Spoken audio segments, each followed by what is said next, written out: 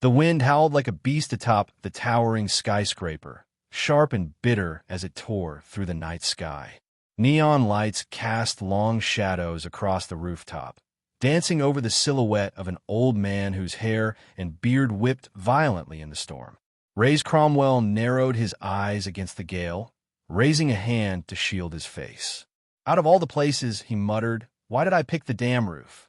His robes flared around him like the wings of a raven, and he brushed his tangled hair aside with irritation.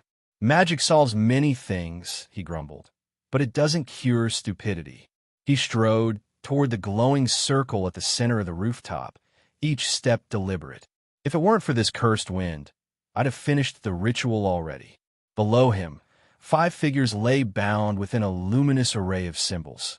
No ropes on their mouths, yet their screams came only as muffled gasps. The circle pulsed with white light, alive with Raze's own magic. Their suffering filled the air. Raze's voice cut through it, cold and dismissive. "Really, what could any of you possibly say that's worth hearing?" He stopped just outside the array and raised a glowing hand. "If I let one of you speak, the others stay silent." "Understood." A single symbol traced in purple light activated the spell. One man, a gaunt, middle-aged wretch, gasped and began to sob. Please, Magus, spare me. I'll do anything. Just don't kill me." Raze leaned in. "And when that couple begged for their lives, what did you offer them?" The man's blood drained from his face. How do you know about that?" Raze began to pace, circling the captives as he recited their sins. "Murdered your lover in jealousy. Falsely accused men of abuse to destroy them. Sold forbidden substances that shattered young mages' cores." Each revelation tightened the air like a noose. When he reached the last captive, Raze tilted his head. "And you, the militant vegan, you're here because I needed 5. Nothing personal." The circle flared, more glyphs emerging in spirals of light. Just as Raze lifted his arms to continue the rite, a voice barked out. "So what if we sinned? What about you, Dark Magus? How many lives have you taken? How are you any better?" Raze paused, then doubled over in a coughing fit. Blood splattered the stone beneath him. "You're right," he rasped. "We all deserve to die." A voice rang from behind. "Not all. Just you." Raze turned, as did the captives, toward 5 descending figures cloaked in radiant white robes. "The Grand Magi," one of the captives gasped. "We're saved." The elite had arrived, each a 9-star mage, wielders of terrifying power. Raze's expression twisted into a sneer. "I see you accepted my invitation." His gaze locked onto one in particular. "Inax, how's the wife handling your deficiency?" Color rose in Inax's face as rage replaced reason. Another Grand Magus, golden-haired and glowing with power, stepped forward. "You had such promise, Raze. It's tragic to see what you've become. Spare me your sanctimony." Raze thundered. "Each of you took something from me. Don't act like you're saviors. Especially you, Idor." A shadowy aura surged from Raze's form, twisting like smoke around his body. The air crackled with tension as the Grand Magi readied themselves. Idor, calm as ever, smirked. "You're dying, Raze. Even without our intervention, death would have claimed you. But we couldn't let you go quietly. You're a symbol. We need to be the ones to end you." Raze laughed, loud, hoarse, bitter. "Idor, Gizon, Ibrin, Trubin, and one ball. Remember this moment well." The magic circle beneath his feet ignited. The Grand Magi shielded themselves instinctively. Inside the circle, the captives screamed, clutching their skulls as invisible pressure crushed them. One by one, their heads ruptured with a sickening pop, including Raze's own. The rooftop fell silent. Blood pooled across the stone, mingling with the fading glow of the circle. "He's really gone," said Ibrin, peering down. "That's his body," Gizon muttered. "Or what's left of it." Trubin, the youngest, frowned. "Wait, look closer." The Grand Magi turned their gaze to the bloodied floor and saw it. The circle and splattered gore had formed an unmistakable image, a massive, bloody hand, middle finger extended in defiance. Trubin chuckled. "So that's his final message." Idor stepped forward. "Raze Cromwell is dead." He summoned a fireball and rose into the sky. Let his secrets die with him. He hurled the fire. It exploded on impact, engulfing the rooftop in blazing flames. The Grand Magi flew into the night sky, leaving only ash and smoke behind. In the void between worlds, Raze's thoughts flickered. So, that's what gambling your life away feels like, he mused. I really trusted that damned book from the portal. I was dying anyway. Just wanted one more shot. Those smug bastards. They call me evil, but they'd rob a baby blind. Me? I just lick the candy and hand it back. Who's the real monster? Memories flashed. His childhood, the betrayals, the loss. The pain that made him the man known as the Dark Magus. Then came visions that weren't his. Verdant valleys, towering temples, a man, a woman, and a girl he had never seen, all in flowing robes. People who fought with fists instead of magic. These are my memories. They're from another world. The images collided, his past and these foreign memories, until pain exploded in his skull. Then his eyes snapped open, and Raze Cromwell breathed again. Memories surged through Raze's mind like a collapsing dam. Painful, buried emotions erupting with ruthless clarity. Each one brought a fresh wave of nausea. When did it all begin? Was it the night my father sold me to those men? Night after night? No, that wasn't what broke me. But before he could plunge deeper into that familiar abyss of suffering, the flood shifted. Strange memories appeared. Faces he didn't recognize, places he had never seen, and names that rang no bells. They came in flashes, sharp and invasive. His eyes flew open. Everything was blurry. His neck throbbed, lungs burned. I can't breathe. As his vision cleared, he locked eyes with a pair of bulging, hate-filled orbs. A masked figure loomed above him, hands clenched around his throat. I cheated death once, and now this. Raze's thoughts swirled in panic. If I must die again, it won't be like this. Not strangled. Not helpless. He pressed his hands against the attacker's gut and pushed with what little strength he could muster. Nothing. No magic. No spark. No explosion. Only silence, and the man's grip tightened. Damn it, the ritual drained everything. I really am going to die here. Darkness crept in at the edges of his vision. But then he felt it. The strength in the assailant's hands was faltering. Something had weakened him. A fragment of the spell? A residual backlash? Whatever it is, this is my only chance. Out of the corner of his eye, Raze spotted a shard of broken pottery glinting on the floor. With blood rushing in his ears, he grabbed it and plunged it into the man's side. The attacker recoiled with a guttural cry. Raze didn't hesitate. He stabbed again. And again. Blood soaked his hands, blending with his own from a fresh cut. But he didn't stop until the man collapsed, lifeless. Air flooded his lungs. Raze gasped, choking on the relief. The man's weight pressed heavy on his chest until he finally shoved him aside and struggled to his feet, wobbling like a newborn fawn. The room around him was dim, silent. It was over. He turned to examine the corpse. It was clear now. The man hadn't only suffered his wounds. He'd been in a fight before this. And now, he was unmistakably dead. A piercing pain shot through Raze's skull. Memories, but not his own. They returned clearer now. Fragments of a life not lived by him, but by the body he now inhabited. His hands, once calloused from years of spell work, were smooth. Young, nimble. He flexed his fingers slowly. The ritual worked, he whispered. I've been reborn. The body he now controlled was that of a young man, perhaps a teenager. Not ideal, but far from the worst outcome. He could have awakened in a dying elder or worse, someone already on their deathbed. Joy quickly faded into grim awareness. His rebirth began not with wonder, but bloodshed. The room around him was modest, rustic, its floor warped from water damage, the walls moldy and damp. Wooden plates, broken and half-filled with rotting food, suggested the meal had only just begun. But it would never be finished. 3 bodies sprawled across the room, an adult man, a woman, and a teenage boy, each slain. Judging by the invading memories, they were family to the one he now inhabited. A sharp pang stirred in Raze's chest. Not from grief, at least not his own, but from the echo of a connection that no longer existed. They were murdered, he said quietly, likely by the man who tried to kill me. But why? He searched the fragmented recollections. Names came to mind. Faces. Emotions. But little of substance. There was one thing he did know. His name was still Raze. Coincidence? Or did the spell ensure that? He wondered aloud, then smirked. Either way, I've succeeded. He raised his hand and focused. Nothing.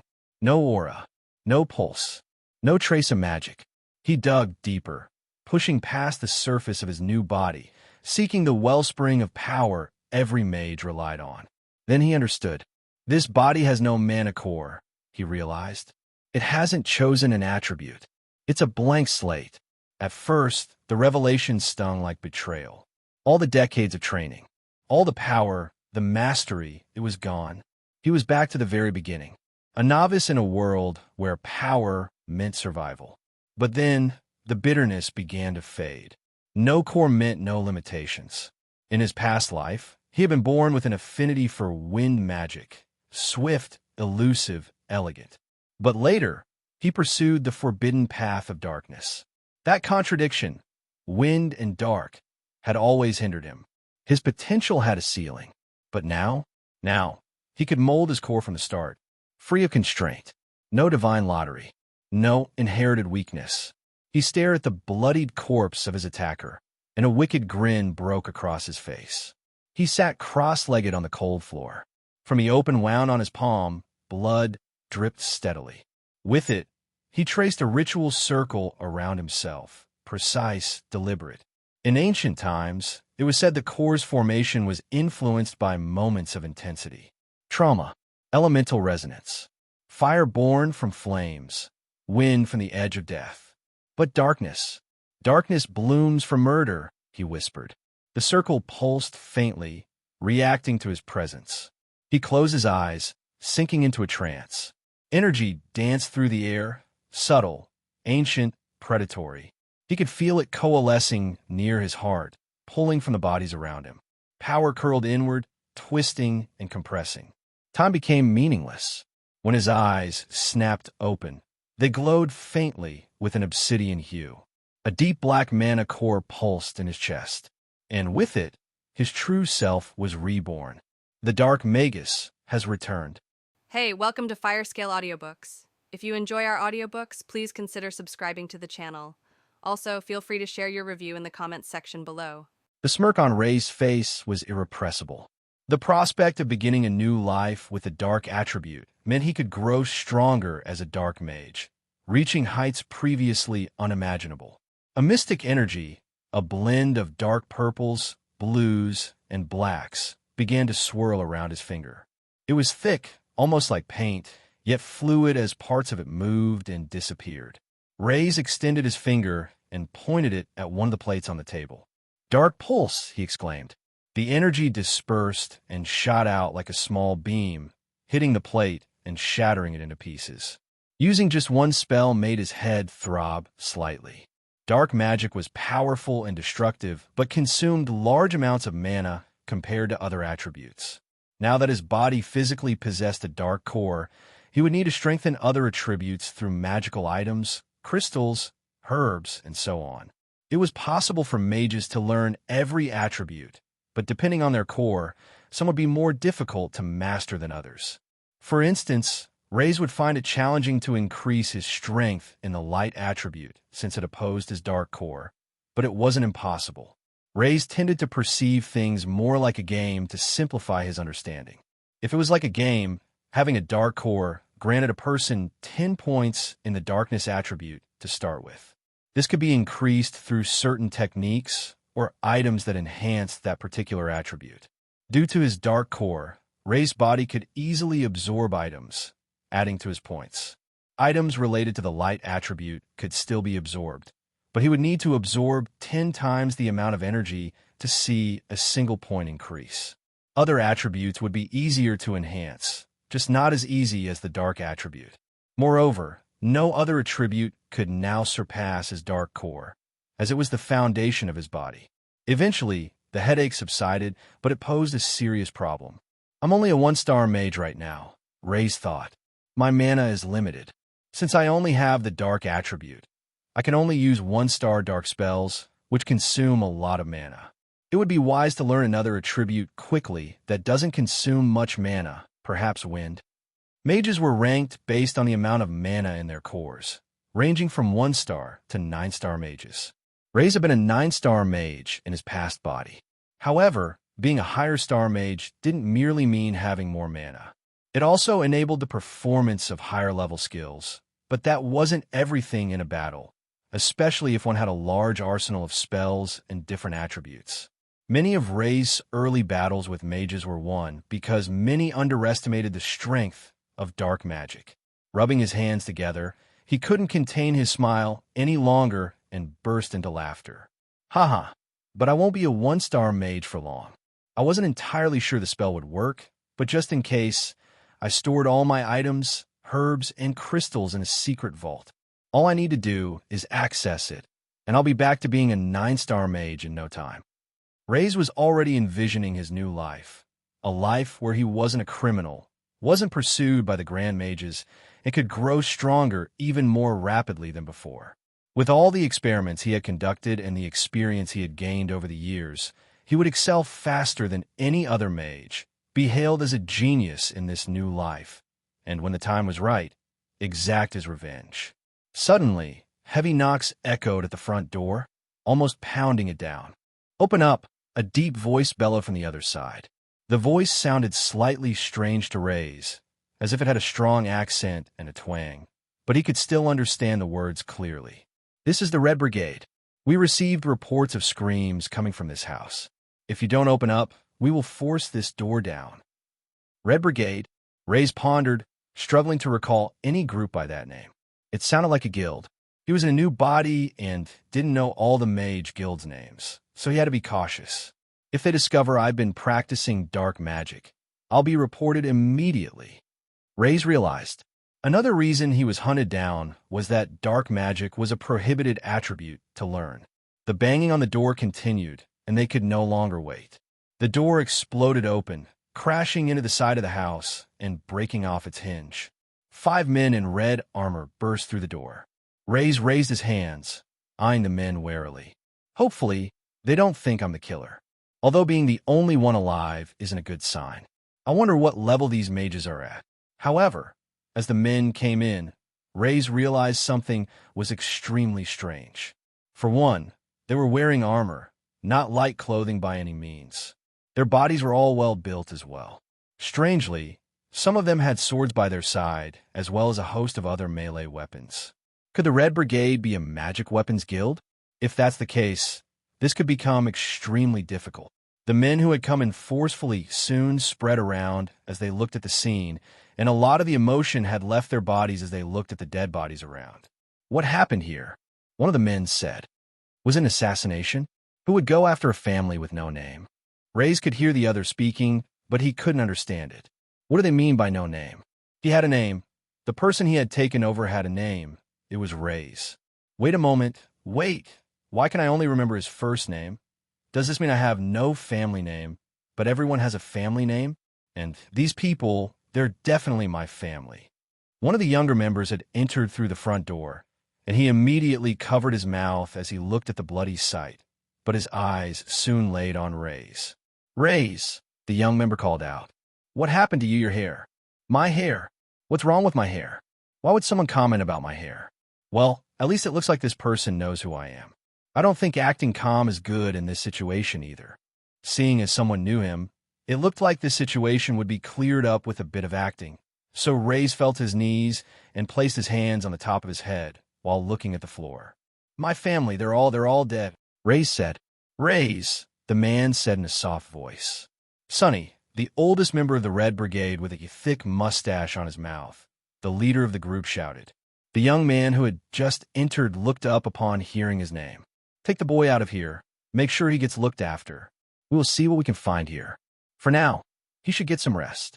"Yes, sir," Sonny said, rushing over and went to pick up Raze. But before he could, Raze stood up on his own 2 feet and shook his hand in the air, gesturing to the other there was no need. "It's okay. I can walk myself," Raze said as he followed Sonny out of the building. When he went outside, the bright light of the sun hit him, blinding him for a few moments, and soon he could see where he was. Wait a second, what is all this? Nothing on the ground, but just the dirt. Houses that are crudely built right next to each other. And there are no skyscrapers. Heck, I can't see any lights, and why are there so many mountains off in the distance? The people were all dressed strangely, with many carrying around weapons. They looked ordinary, no special crystals embedded into them. And there was one more thing that was noticeable just looking everywhere. There wasn't a single person using magic anywhere. Wait a second, is this another world? A whole new realm unfolded before Raze's eyes, a tableau of sights he had never encountered. Market stalls brimming with fresh produce lined the streets, and townsfolk sauntered openly with weapons strapped to their sides. No building rose higher than 3 stories, each one nestled close to its neighbors. Not a single vehicle was in sight, a stark contrast to his world where vehicles soared through the sky. Instead, only wagons laden with goods, pushed or pulled by hand, populated the streets.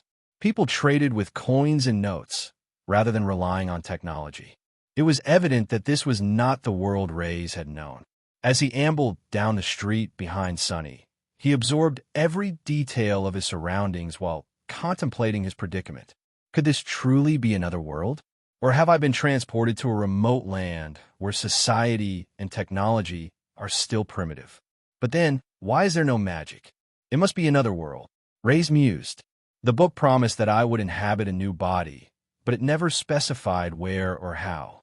I should have anticipated this from a book requiring dark magic. Nothing is ever as simple as it seems.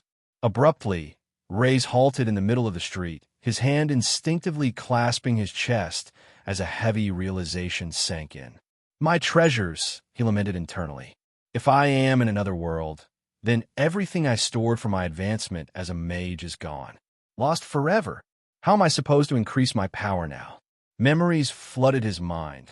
The arduous trials he had endured to collect those items. The mythical beasts he had battled, narrowly escaping with his life. All that effort now in vain. A tear threatened to escape as Sunny, sensing Raze's distress, turned and noted the somber expression on his face. Poor lad, he just lost his family. The reality must be sinking in, Sunny speculated. My items. Raze fought back a sob as he forced himself to move forward. Just as he began to accept the loss of everything he had worked for, another thought struck him. Wait, the Grand Magus. They don't exist in this world. My entire purpose for being reborn was to exact revenge. If they aren't here, what is the meaning of my existence? Isn't Rebirth supposed to be a cheat code? Attending the Magic Academy, being hailed a prodigy at 5, defeating bullies who underestimate you, and proving your doubters wrong. His dream life crumbled before his eyes. Get back here, you little thief, bellowed a rotund, bald man with sweat pouring down his face as he pursued a small child, who Raze guessed was about 5 years old. The child, clad in tattered clothes speckled with dirt and scabs, darted past Raze, closely followed by the large man, who seemed to be gaining on the exhausted child. Raze, tapping into his magic reserves, felt the core within him ignite as power spiraled around his finger.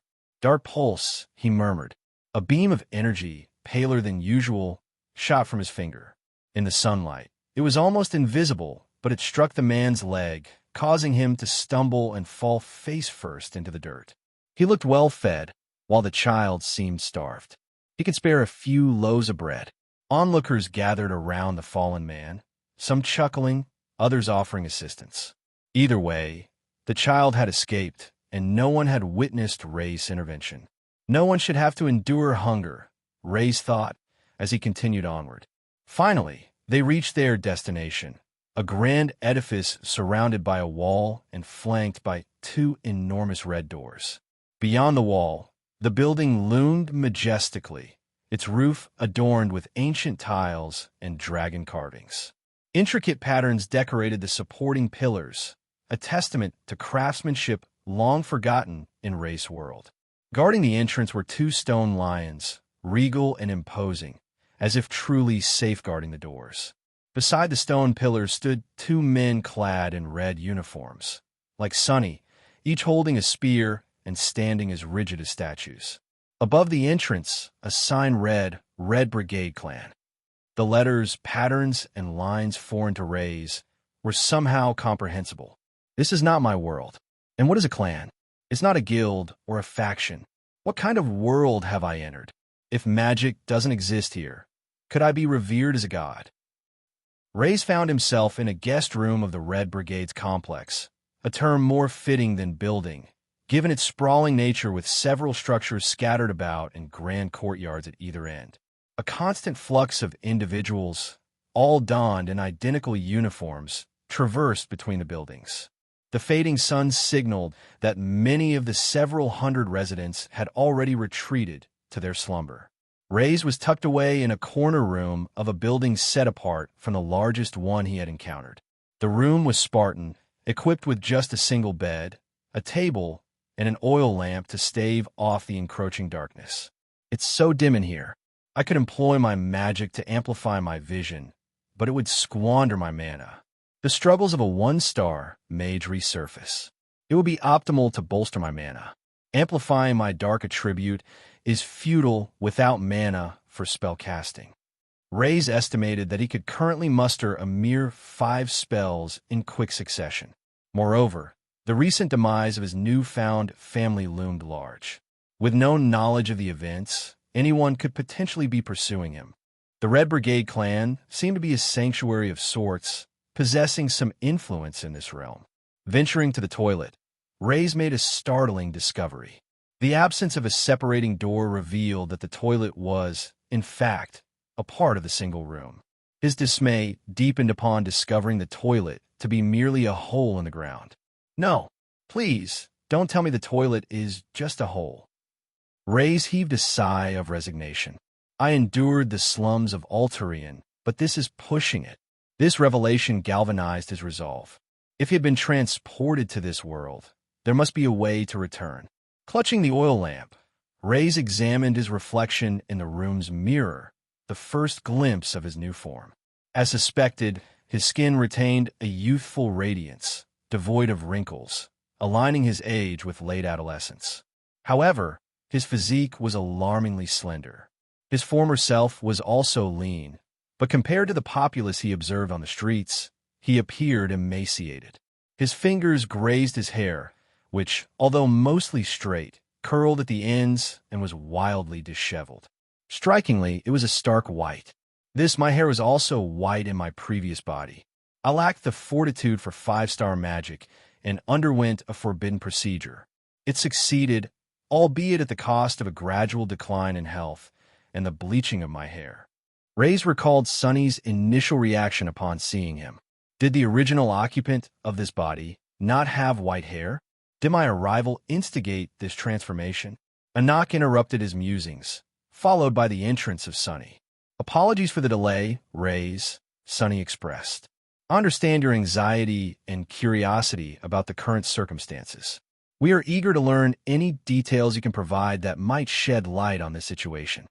It was evident that they did not perceive him as a suspect, despite being the sole survivor. Raze seized this opportunity to partially disclose his predicament. He recounted his awakening amidst a life-threatening confrontation with an assailant, ultimately culminating in a fatal act of self-defense. Given the ubiquity of armed civilians, he doubted that this act would be deemed egregious, particularly under the circumstances. However, Raze then confessed his total amnesia, encompassing not only the world and his location, but also his age. This admission would serve as a buffer for any future unconventional behavior. I can't fathom your emotional turmoil, Sunny empathized. Do you have any recollection of me? Regrettably, Raze shook his head. The original body retained scant memories, more akin to vague sensations than concrete recollections. Got it, just a sec. Sunny walked out of the room, carefully closing the door behind him. It wasn't long before he returned, this time with a teenage girl in tow. She had unruly black hair, fairly thick, that cascaded past her shoulders. Her outfit mirrored that of Raze, a plain gray shirt and trousers, but her eyes, shadowed underneath, hinted at a world of fatigue. As soon as Raze laid eyes on her, a torrent of emotions flooded over him, and a smile involuntarily spread across his face. "Thank heavens," Sonny breathed a sigh of relief. "It seems you do remember your sister, Sappa." "Wait, my sister? Did he just say my sister?" Suddenly, the pieces started to fall into place, just like when he had seen his parents. Memories long forgotten resurfaced, linking him to this girl. She was hiding in the cupboards during the commotion. When we searched the house, we found her trembling inside. "The fact that you both made it out alive is nothing short of a miracle," Sonny elucidated. "I'll leave you two to reconnect." With that, Sonny exited the room once more. Sappa, looking up at her brother, offered a timid smile. She appeared to be around the same age as Raze, but he recalled that she was actually a couple of years younger. Almost immediately, she dashed over to Raze and clung to his arm, her body leaning against his. Ray's heart began to race, and images started to flood his mind. "Don't touch me," he bellowed, violently shaking off her grasp and stepping back. Sappa was taken aback. Her eyes locked on Raze for a few moments before welling up with tears. She quickly retreated behind a chair in the room, almost collapsing onto the floor. Raze was still panting heavily, his heart pounding. Witnessing her reaction, a pang of guilt pierced his chest. This wretched body, it's still reacting to her, and my emotions are a complete mess. Approaching Sappa, who was clearly still terrified, Raze struggled to find the right words to mend the situation. "I apologize," he stammered. "Something's messed up in my head. I've kind of lost it and can't stand being touched. Do you get it?" Sappa, although still somewhat apprehensive, nodded her head slowly. "Great, just great. She's lost her entire family, and the only one left, her brother, is now a lunatic who yells at her for simply touching him. This can't be easy for her either." Gradually, Sappa regained her composure and stood up. They both stood there, awkwardly staring at each other. "You hid in a wardrobe, right?" Raze inquired. Sappa nodded, but remained silent. Raze began to suspect that his sister might be mute. However, as certain memories resurfaced, he realized that she indeed was. "Wait, if she was hiding in the wardrobe, did she witness what I did? Did she see me use magic? If she did and told people, there would be trouble. No, she must have seen nothing. Otherwise, she would have come out after the killer was neutralized or when the Red Brigade arrived." Sonny re-entered the room, clapping his hands together cheerfully. "All right, I have some good news for you both. We've figured out where you'll be staying for now. I know it's a tough situation, but I'll explain everything in due course. For now, just follow me." They exited the building and strolled through the expansive courtyard of the base. Raze trailed behind Sonny, while Sappa lingered at the back, her head bowed. "Even though I won't be with you too, you'll be well taken care of. If you need anything or just want to talk, come visit me. Of course, I'll also check up on you both tomorrow to see how you're doing." Suddenly, Sonny halted mid-sentence and swiveled his head to the right. Charging towards them was another man, dressed identically to the one Raze had encountered earlier. He seemed to materialize out of thin air. In a single powerful stride, he closed the distance between them. Enhancement magic, Raze surmised. So magic does exist in this world. The mysterious man brandished a dagger, aiming directly for Raze. In his palm, dark energy swirled ominously. "I didn't want to use it publicly because it would raise too many questions. But if my life is at stake..." Red lightning fist. Sonny unleashed a punch, striking the man squarely in the chest and sending him hurtling through the air until he crashed into a building on the other side. Witnessing such raw power, Raze was dumbfounded, his mouth agape. "What kind of magic was that?" he blurted out. "Magic?" Sonny echoed, puzzled. "That wasn't magic. It was martial arts." Raze had stumbled into a world where battles were waged, not just with weapons, but with fists as well. Raze and Sappa found themselves residing in a place referred to as a temple by the locals and the Red Brigade. However, in Raze's homeland, it would have been labeled as an orphanage. Nestled partly up a mountain and a tad isolated from the town, the vast estate featured a large, tiled courtyard at the front, and an exceptionally broad single building. Raze couldn't help but wonder about the cost of constructing something this grandiose on his home planet Alterian. Including the newcomers, the orphanage was now home to 12 children, all there for various reasons. Yet this was no ordinary orphanage.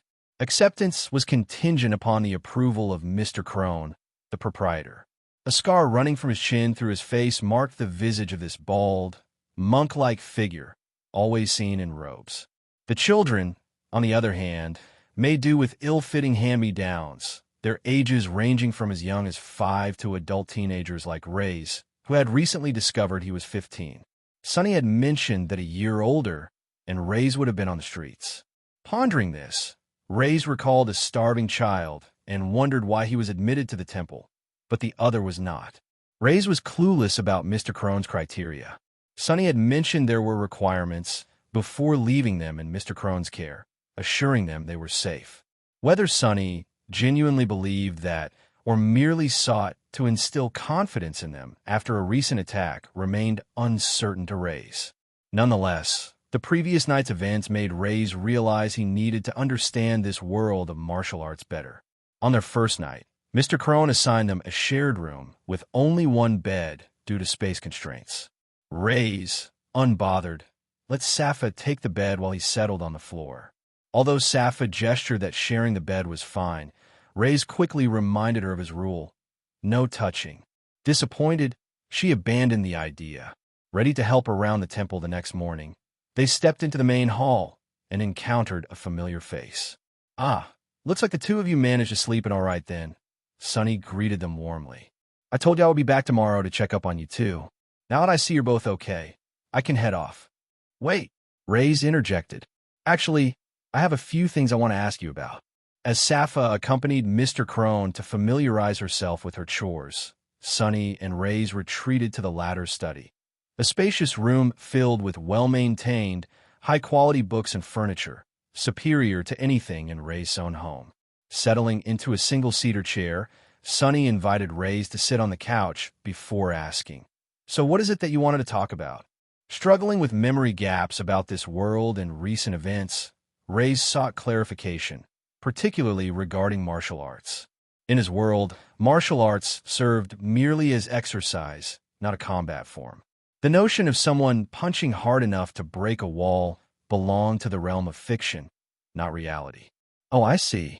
I guess I should really treat you like you're an alien or something then." "More like from another world, but close enough," Raze mused.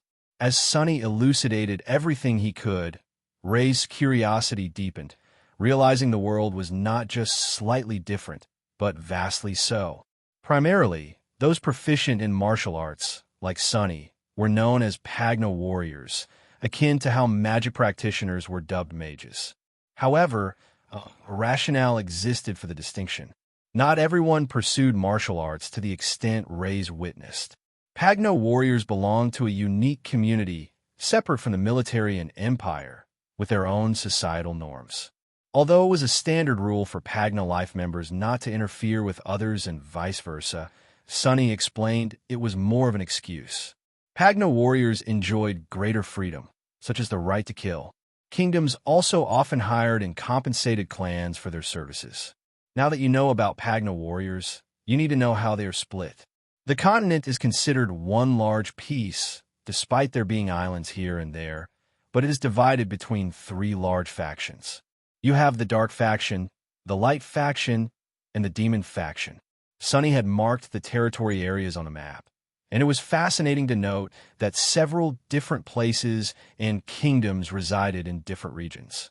In each of these factions, there are several families, each with their unique styles of martial arts that they pass down to those loyal to the clan.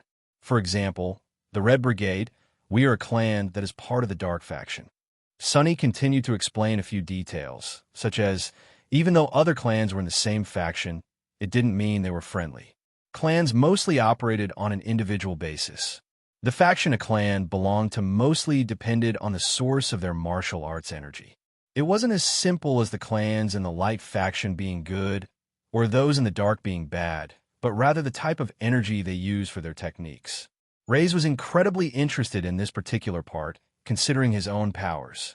Being a mage, research was his forte, but Sunny seemed to be pressed for time. Of everything I tell you today, this might be the most important. As warriors, we cultivate our powers and perfect our techniques. And among us, we have masters so powerful they could obliterate an entire city with one fist. What Sunny described sounded like the same power as that of a 9-star mage. The stages of a Pagna fighter can be split into 3 parts.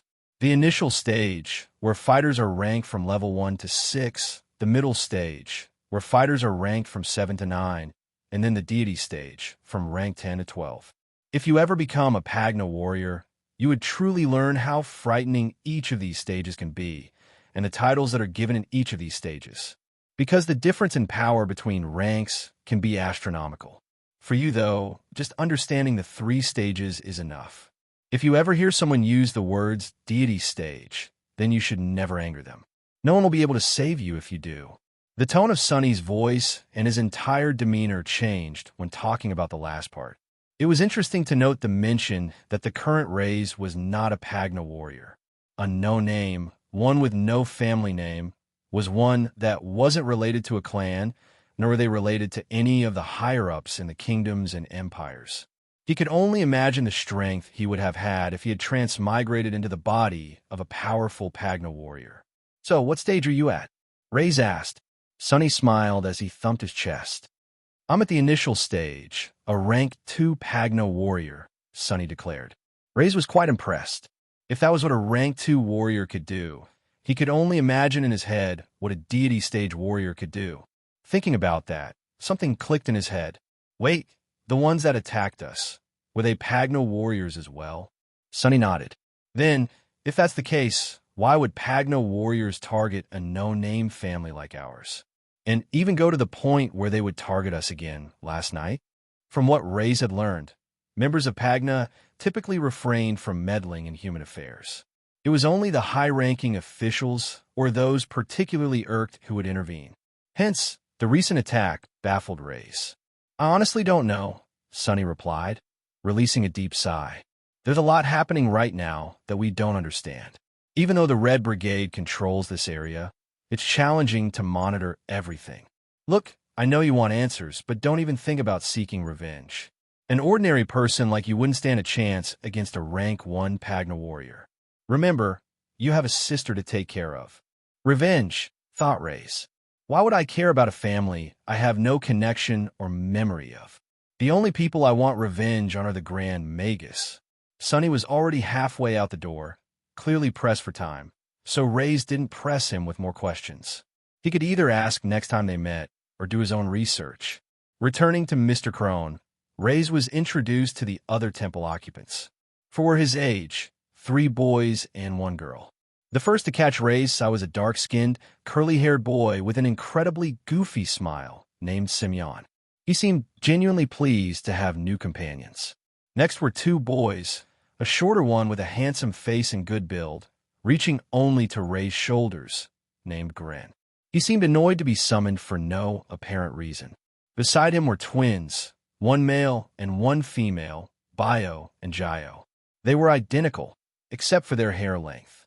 They politely introduced themselves, but seemed indifferent. The remaining children were much younger and greeted Sappa and Raze with broad smiles, waves, and bows. After the introductions, everyone resumed their tasks. Sappa continued cleaning the ornaments and floors before sweeping outside.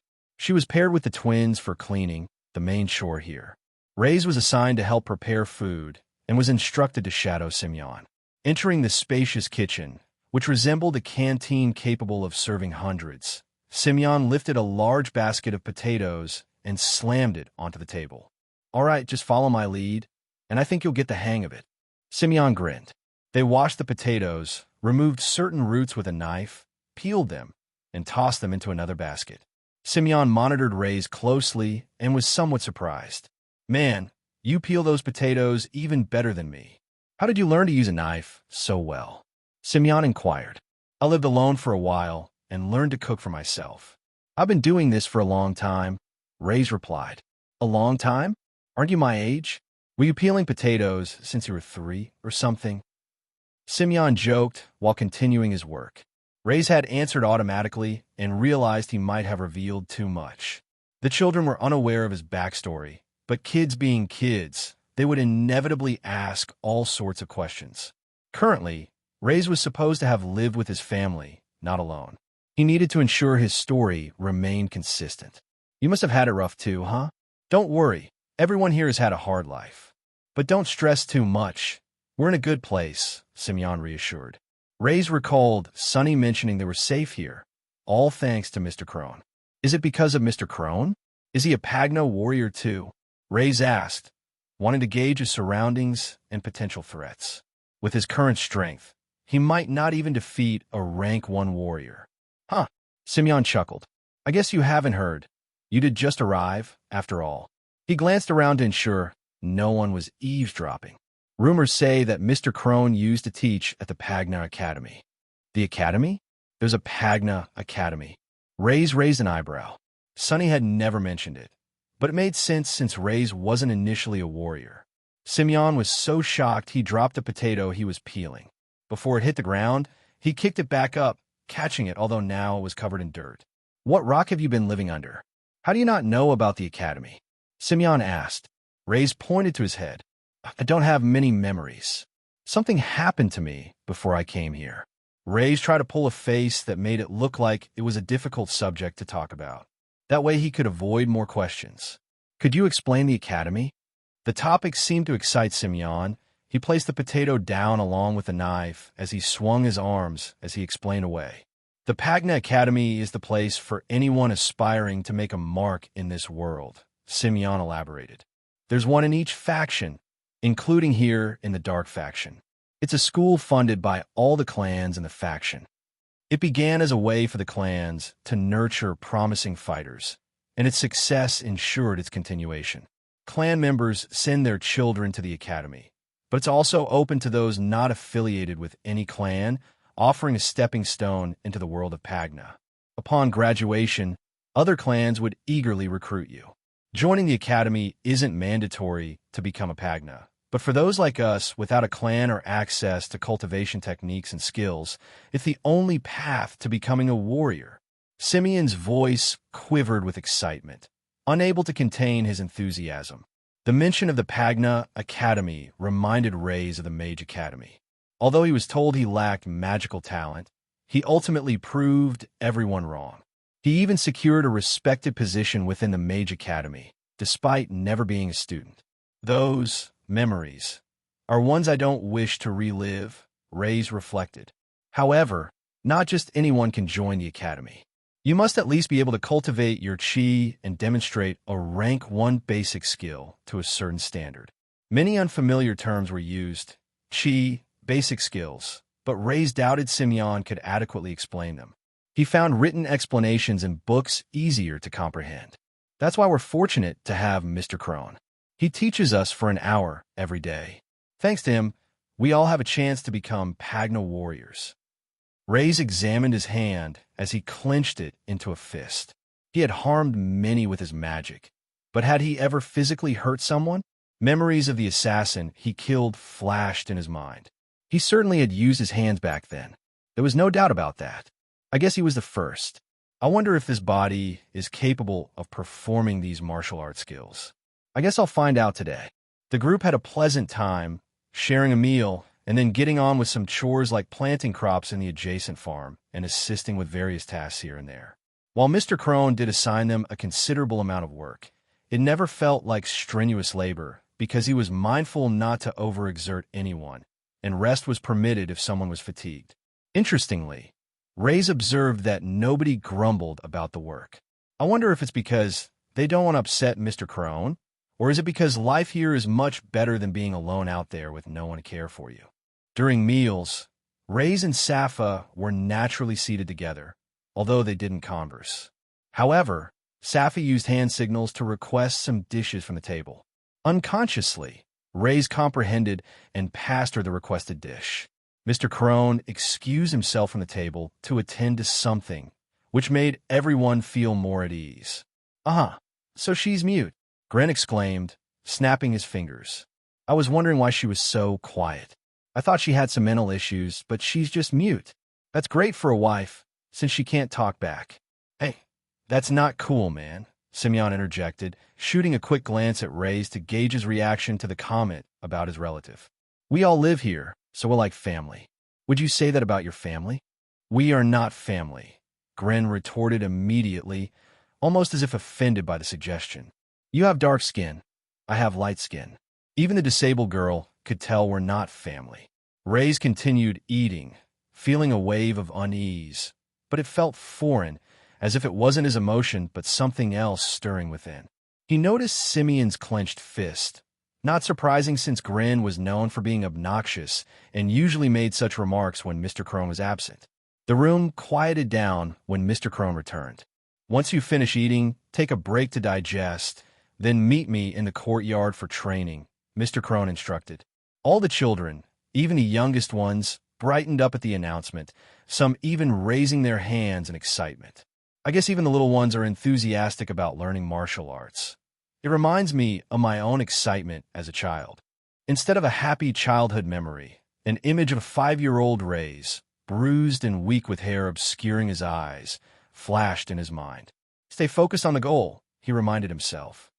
After a brief rest, everyone congregated in the expansive courtyard in front of the main building, which was large enough to have its own track and obstacle course.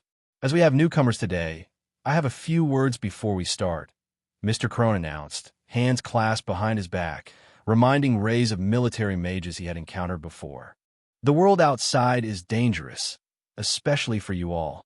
Although many of you wish to avoid the Pagna, there's always a risk they will infiltrate the general public. Therefore, everything I teach you is essential for maintaining a peaceful life out there. What you decide to do with these skills after you leave is your choice. Do you understand? Yes, sir, the children responded in chorus. Excellent. Gren, lead the warm-up, Mr. Crone commanded. Gren bowed before beginning the warm-up, jogging around the entire courtyard with the other children following suit. Raze and his sister joined in at a comfortable pace. They continued to jog in a square pattern, round and round until Raze felt his feet dragging, his lips parched, and his chest ready to burst from the exertion. What is happening?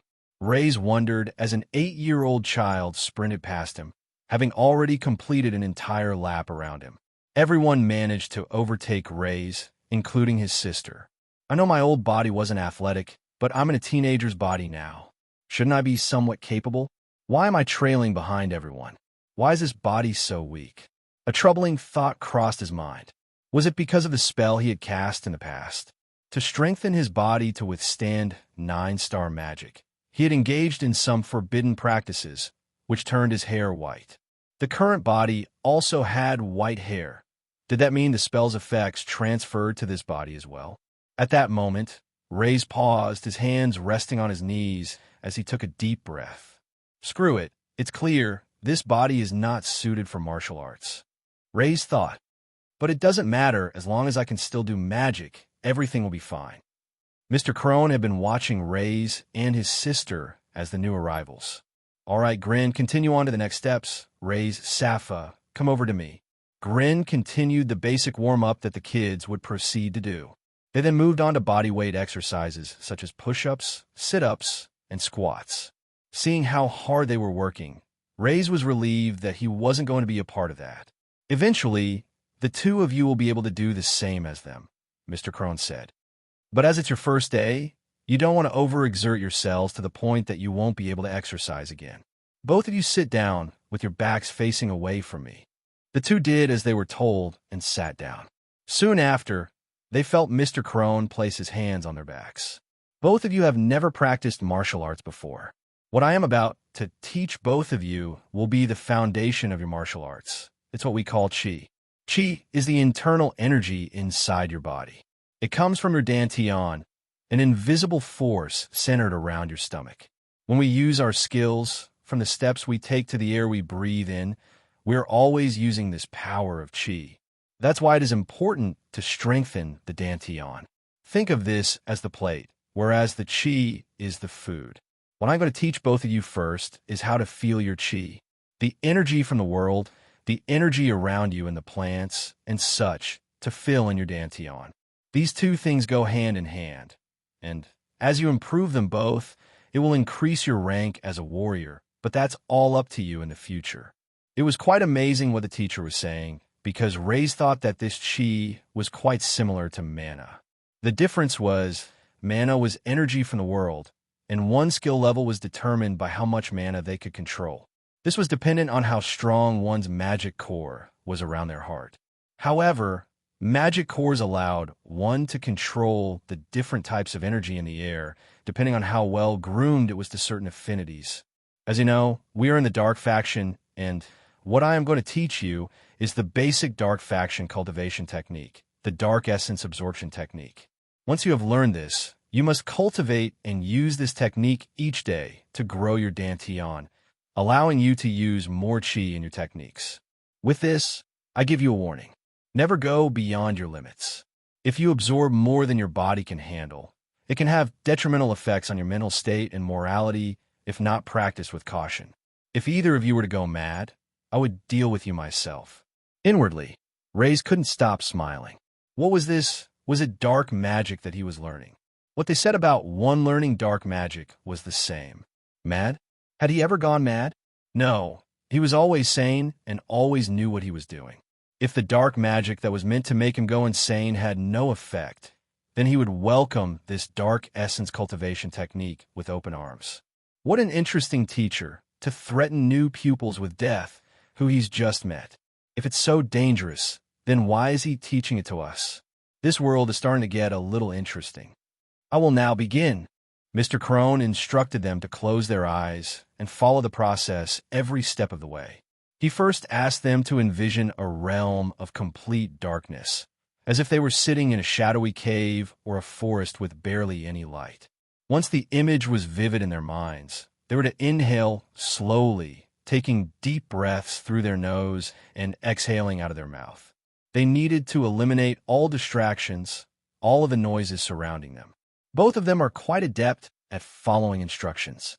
I can see that it hasn't taken them long to tune out even the sounds of the kids training in the background. They're truly only listening to my voice. Mr. Crone mused. If I didn't know better, I would have thought they had both done this before. It was a surprise to Crone, especially after witnessing how poorly Raze had performed in the physical activities, but everyone had their strengths and weaknesses. The next part is the difficult part. In your mind, the darkness surrounding you. You need to visualize it as energy. Imagine absorbing the darkness in the form of energy inside you. When you breathe in through your nose, all the way down into your body. When you exhale, visualize expelling the negative energy from your body. This was partly why Mr. Crone was touching both of their backs. It was a challenging task to completely do on your own, but he could help their bodies sense the energy easier by trying to control the chi that everyone had in their body. Then, when the chi entered, he would focus on building in the dantian and ensure it didn't overflow or break. He would continue doing this a few times for them until they could do it themselves. The cultivation technique, building one's chi, was the basis of all Pagna martial arts. Although the technique could only take you so far, and in the future, when hitting bottlenecks, one would have to try and rely on absorbing items. Mr. Crone's eyebrow started to twitch slightly as he noticed something happening. When looking at Sappa, everything was flowing smoothly. The energy gathering was substantial, and a solid base was building up in her stomach. The energy had already stabilized in her body. She was a true talent, although Mr. Crone wouldn't tell one directly, not at a young age, as words were very effective at stunting one's growth if it got to their head. Yet, the one that made his eyebrow twitch was Raze. He could feel the energy flowing inside of him, but the impurities in his body weren't coming out. Not only that, but Mr. Crone could feel no chi entering his main dantian, located a little under one's belly button. I can tell that the energy is going inside him, but is his body absorbing it? If it is, where is it going exactly? A phenomenon was occurring right now, and it was something that had never happened in history before. It was perhaps something that even Raze couldn't predict. As Crone suspected, Raze was using the cultivation technique perfectly. This was because the idea of controlling the energy around him in such a way had many similarities to mana. When using this technique, though, the energy wasn't going to his core. Instead, it was going to his mana core, his heart. The dark essence he was absorbing was increasing his affinity with dark magic, increasing his dark attribute. This is where these techniques. Countless mages tried to research a number of different ways to increase their affinity with a type of magic. Due to dark magic lacking research, there were very few methods, meaning one would have to stick to more conventional methods, using beast crystals from powerful creatures and creating special elixirs from rare herbs. But this, it's almost simple meditation. With this, it was increasing Raze's power when using dark techniques, but it still didn't increase the amount of mana he could control. Both things would need to go hand in hand, so eventually, Raze would hit a bottleneck. But if this was a world of magic, he would be a step ahead of everyone else. All right, you two, remember this feeling well, and we will continue to do this every day from now on, Mr. Crone said. When the two opened their eyes, they could see that the rest of the students had stopped their basic training and were now sitting in a meditating state, cultivating their powers as well. Sappa, is it okay if I speak to your brother alone for a bit? If you want, you can join the others and practice what we were just doing, but only do what you can, Mr. Crone said.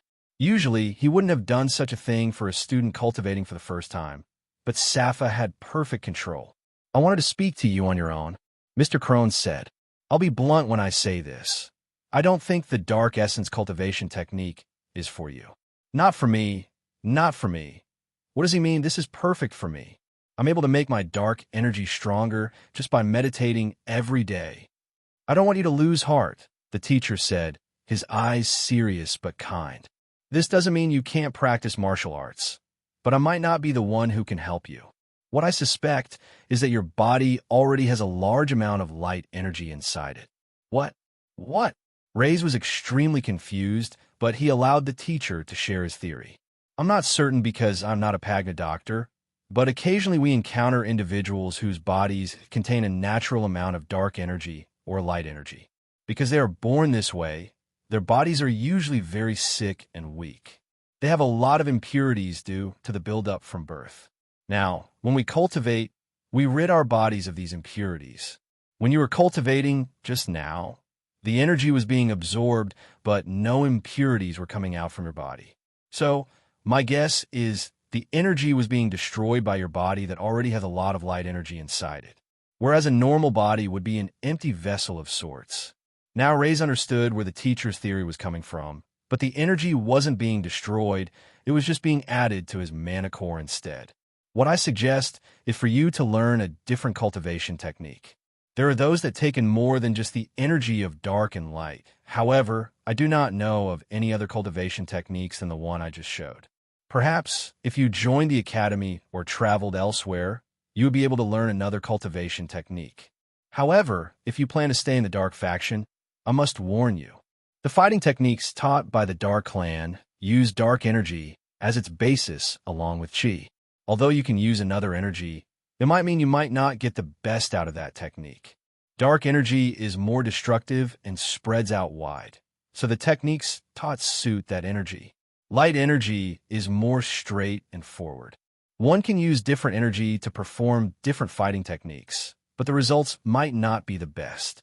I will continue to teach you fighting techniques, but I only know techniques belonging to the dark faction, so in the future, if you do cultivate another energy, it might not be the best for you. Hearing all of the information, Raze bowed down as he gave his thanks, because he was truly thankful to the teacher. Although this news might have been disappointing for many, for Raze, he was over the moon with what he had just learned. That has made me wonder, though, if I did learn a different cultivation technique, would I also be able to control chi in my Dantian?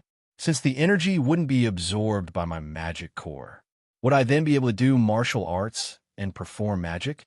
Despite Raze not having a core of chi to work with, he was still invited to the next part of the class training. The students were lined up in the courtyard with a few meters of space all around them.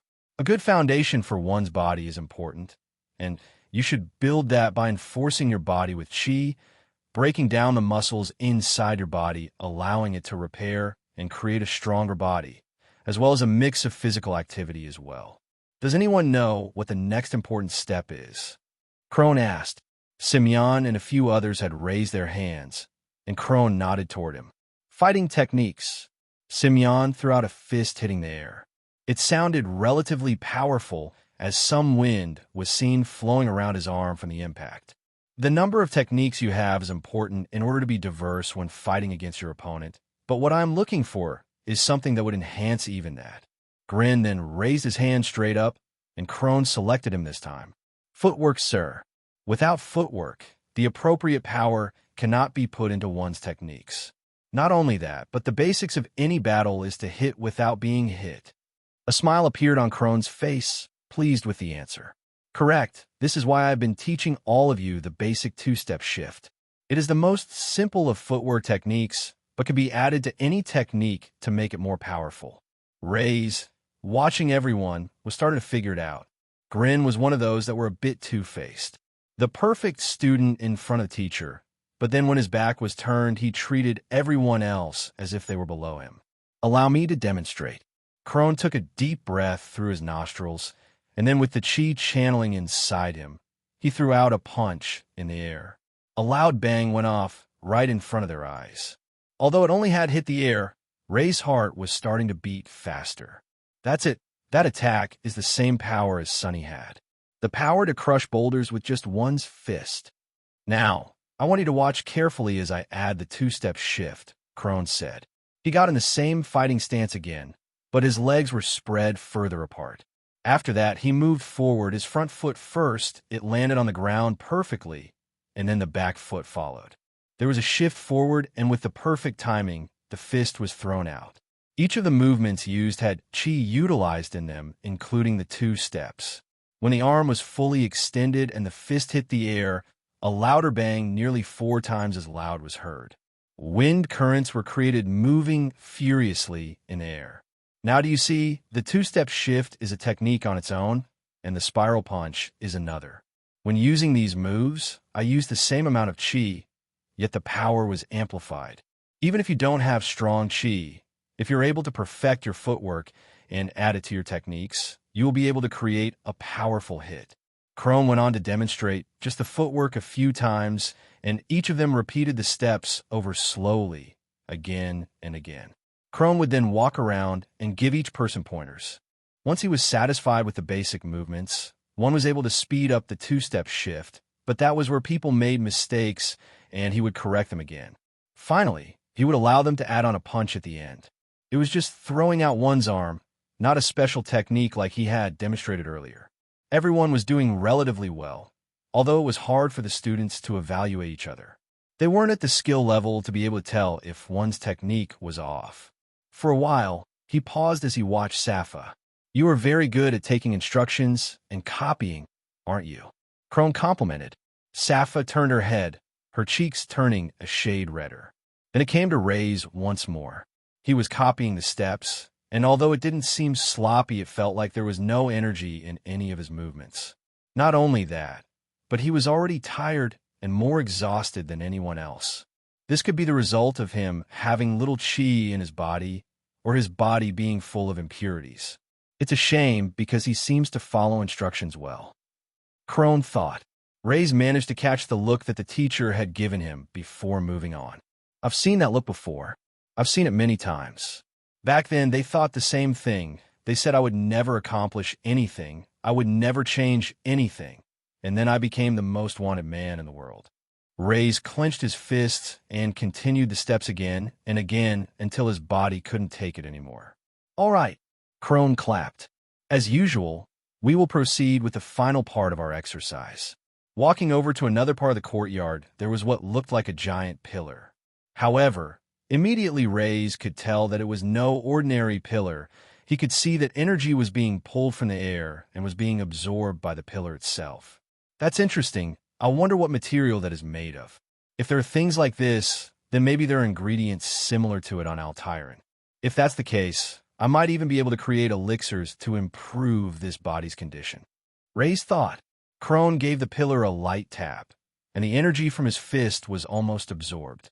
On the pillar itself, a number started to faintly appear as if it was engraved into the stone, and it had perfectly stopped at 50.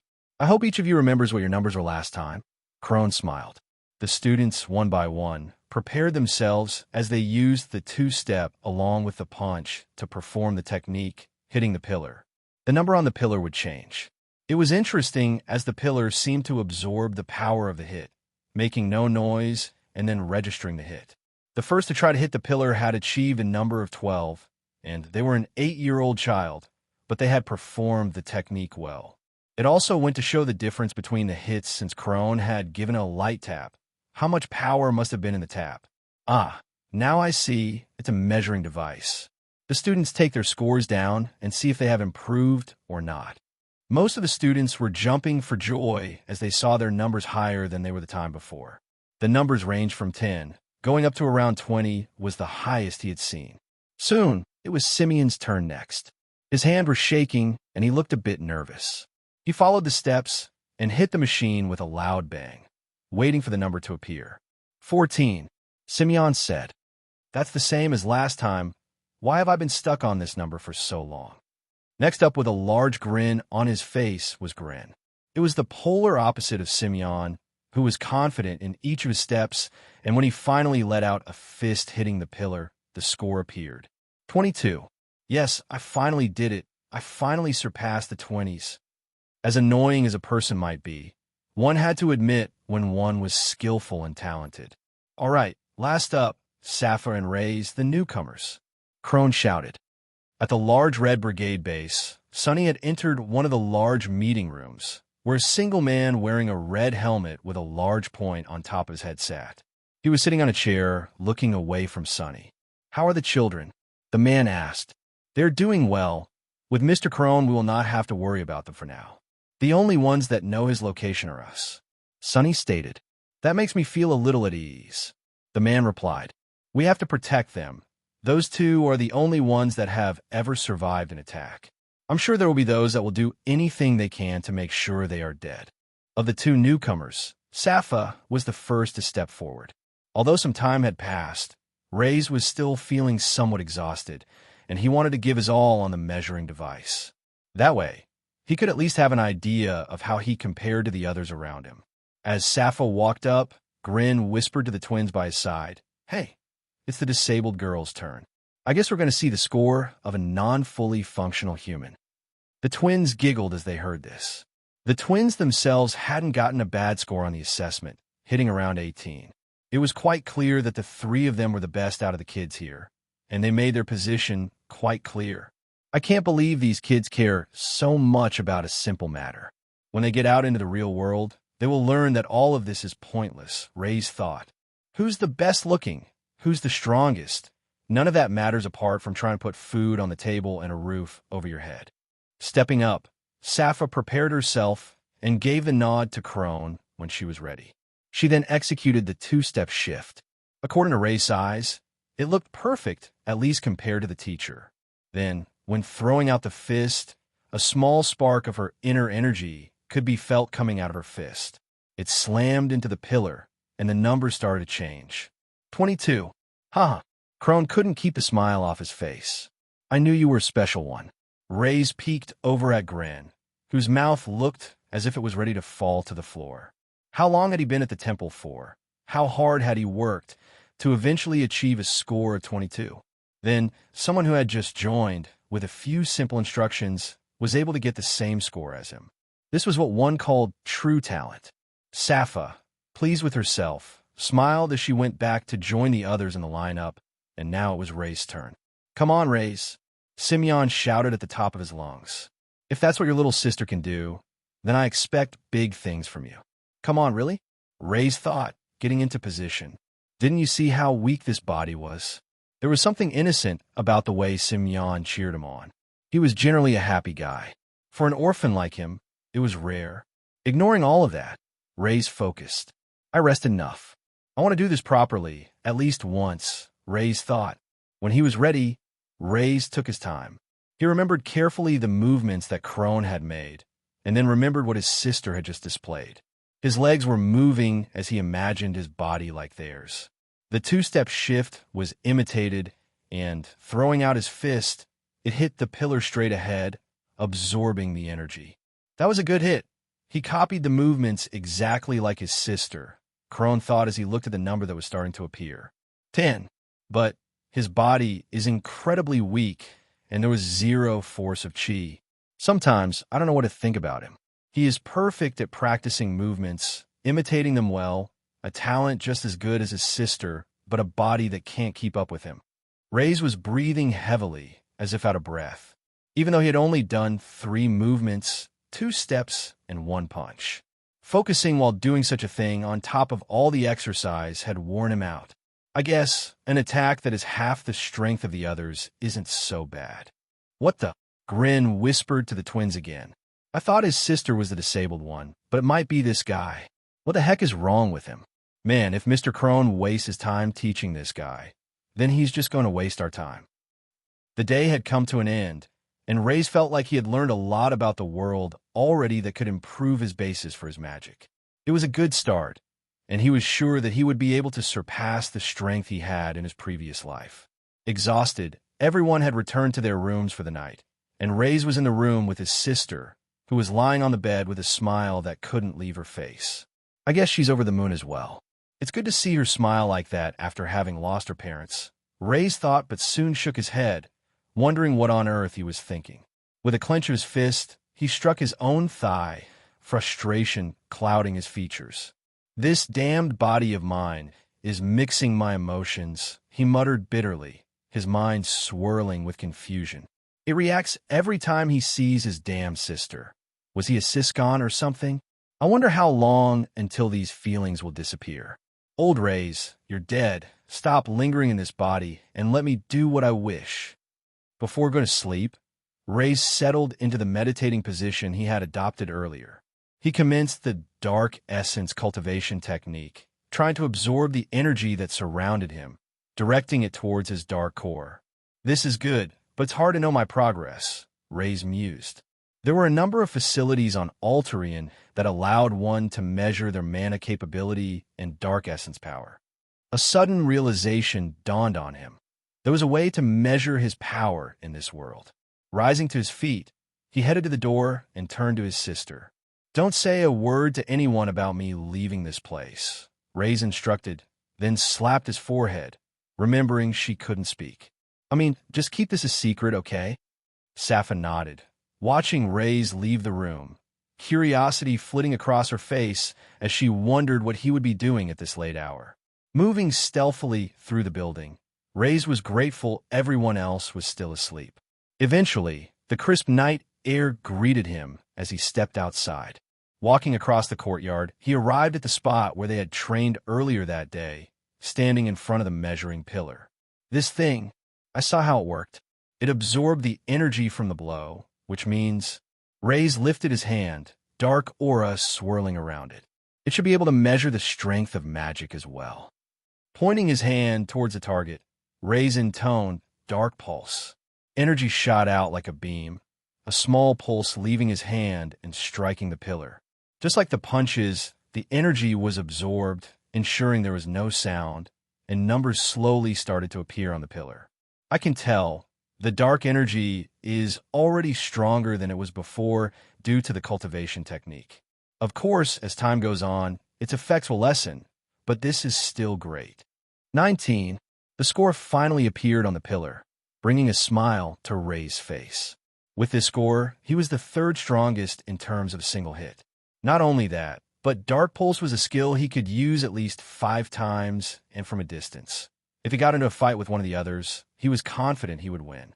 Satisfied with the results, Raze resolved to continue using the cultivation technique and test it out on the pillar night after night, observing how much his skill would grow in terms of strength.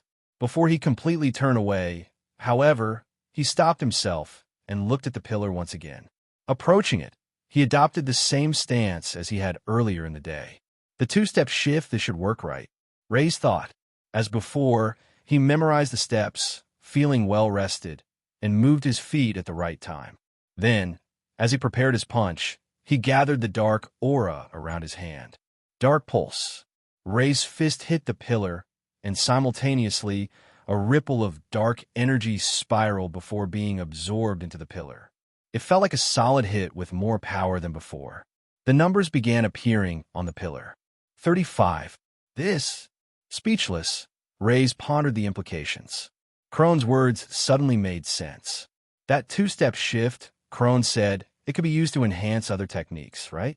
What if I use the two-step, and then, when throwing out a punch, I use the Dark Pulse skill? Would it create a larger effect? I have none of this chi energy, but the skill improved my regular punch, so in theory, it should work, and it seemed like it did. At best, he thought the result would be his punch plus Dark Pulse, giving him a total score of 29. However, the footwork, added to the magic skill, must have improved the power of the magic attack as well, giving him a total of 35. I was right, mixing martial arts, even if I don't have chi, with my magic it works. Raze felt as though he had taken his first step towards becoming a magic fighter. Exhausted, he wanted to try the hit again, but he could feel his body weakening, and the results wouldn't be as good as before. That's when he heard movement coming from the temple. He quickly needed to move away. Swiftly, he moved to the side of the temple entrance. One of the children had gotten up in the middle of the night. Deciding it was best to head back to his room, Raze pondered his next steps. Early the next morning, Mr. Crone rose before the rest of the children. A dedicated trainer, he had a routine and didn't need as much sleep as the others. Upon reaching the courtyard, he headed towards the pillar. There were no numbers on the front of the pillar. They disappeared after some time, but Mr. Crone went to the back of the pillar. Here, the numbers would be recorded, and Mr. Crone was keeping note of who was showing the most improvement. That's when his eyebrows raised in surprise. What? When was this recorded? Who managed to get such a high score? The dawn of a new day arrived, and, much to Raze's astonishment, despite having slept on the unforgiving wooden floorboards, it was probably the most restful slumber he had experienced in a long while. There was an absence of inner turmoil. No anxiety that he would be pursued or assaulted at any given moment, and his dreams were filled with hopeful visions of what the future might hold. After rubbing the sleep from his eyes, he was pleasantly surprised to find Sappa already awake, seated on the bed in a meditative pose. A diligent one, I see, Raze remarked. You should maintain that you never know when the world can flip upside down, and who knows, those people might return to kill us.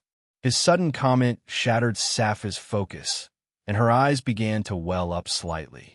Tears were already forming as she recalled her parents' demise. Oh, come on, Raze protested. The death happened like a few days ago. Aren't you over it already? Somewhat irritated, Raze exited the room. He shut the door behind him, and as he did, he felt a heaviness envelop his chest once more. Death, losing loved ones, had become a part of his reality. The only thing one could do was concentrate on how to move forward from that. When you lose someone, you need to channel all your energy into the next thing. And for me, that's getting rid of them. The day commenced similarly to the previous one, with each of the children assigned chores around the place. However, this time, Raze wasn't absent for the morning, so he had to assist in preparing breakfast. He and Simeon were reunited once again, and they were boiling some bones to make hot, fresh bone soup. Hey, your sister did pretty amazing with those moves yesterday. She's really talented, Simeon said. You know, you're going to have to work a bit harder to catch up to her. I'm sure when she's older, there will be a countless number of guys coming after her. You might need to fend them off. Why would I need to do that? Raze queried. She's better than me, so surely she could just beat them up herself. You know, it's just what family does, Simeon declared. It's not about who's stronger. You're her big brother after all.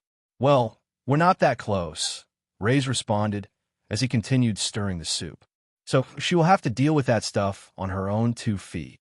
Hearing those words, for some reason, Simeon fell silent until a few words were eventually spoken out. You should be careful, Raze. You never know what you've lost until it's gone. You should cherish your time with your family. It was the first time Raze had seen Simeon so solemn. He was always upbeat with his words, which was why he chose to say nothing, but the truth was, Raze wanted to reply. Trust me, I know that better than anyone. As they were ready to move on to the next step, suddenly Mr. Crone entered the room. "Ah, I see you two are basically done. Raze, is it okay if I speak with you for a while? Simeon, why don't you go help clean the hall with the others for the time being? When Raze and I are back, we'll serve up breakfast for you all."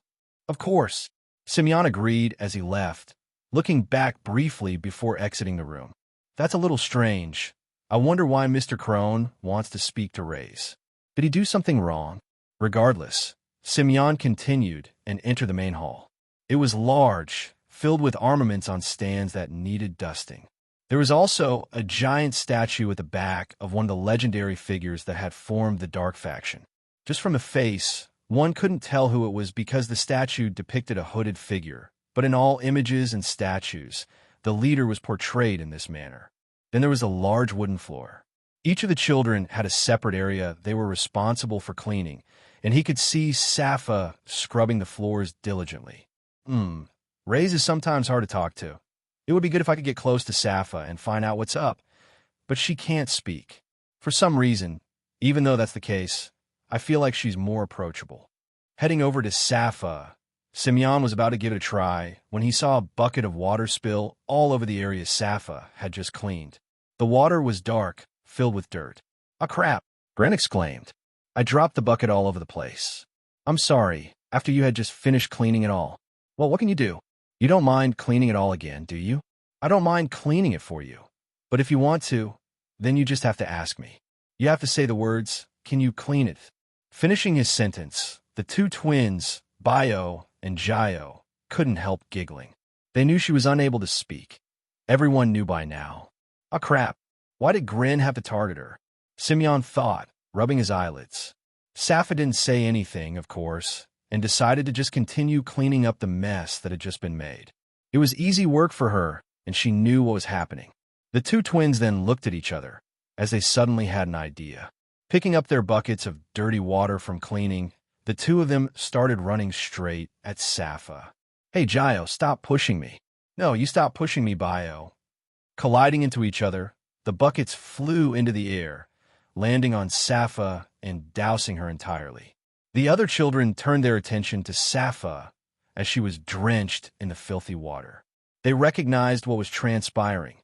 They had witnessed it before. The three had designated Sappa as their target. Escorting Mr. Crone, the pair eventually made their way into his study. It was Raze's second visit to the room, but rather than occupying the sofa, he stood before the desk while Mr. Crone settled into his chair. "I've been pondering the situation from yesterday and my inability to assist you. After some reflection, I arrived at a decision," Mr. Crone announced as he retrieved a small box from behind him and positioned it on the table. "You possess talent, Raze, and it would be inhumane to thrust you into the world without the means to defend yourself." Mr. Crone lifted the lid of the box, unveiling a red, petite sphere. "What you see here is an Essence Foundation pill. Once ingested, it will provide you with the equivalent amount of chi as a decade of cultivation. Given your constitution, it may not yield the same results, but could be the catalyst needed for your body to establish its foundation." Raze found himself unable to look away from the pill, but it wasn't Mr. Crone's words that captivated him. It was the energy radiating from the pill itself. Having the ability to manipulate mana in the air, Raze was particularly sensitive to energy. This pill, it shares the same energy as an energy crystal from a beast of another world. Could I potentially utilize this to return to Alterian, to revisit my world? Energy swirled from the pill before him, a phenomenon Raze was intimately familiar with.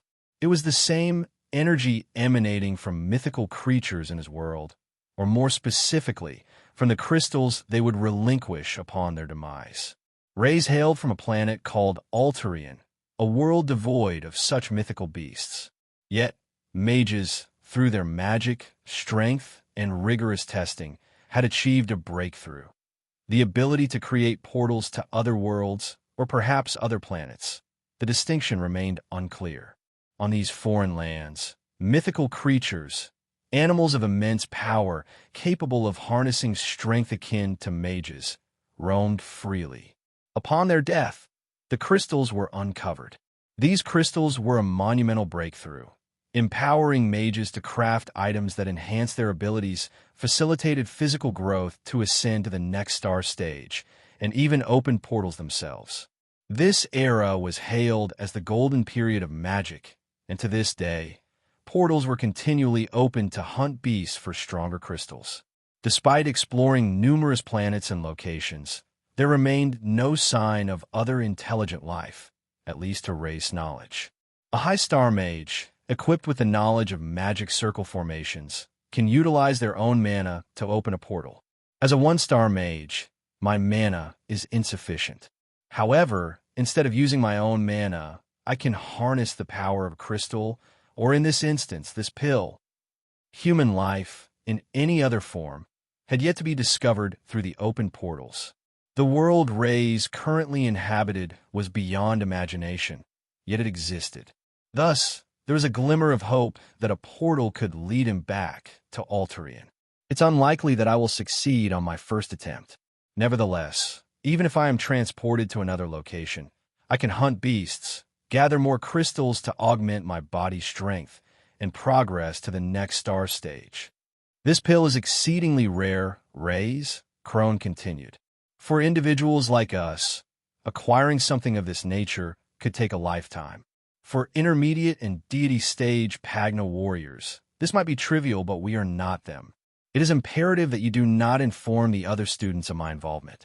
Ideally, consume this discreetly at night. It will take a few hours for your body to assimilate all the energy. Crone winked.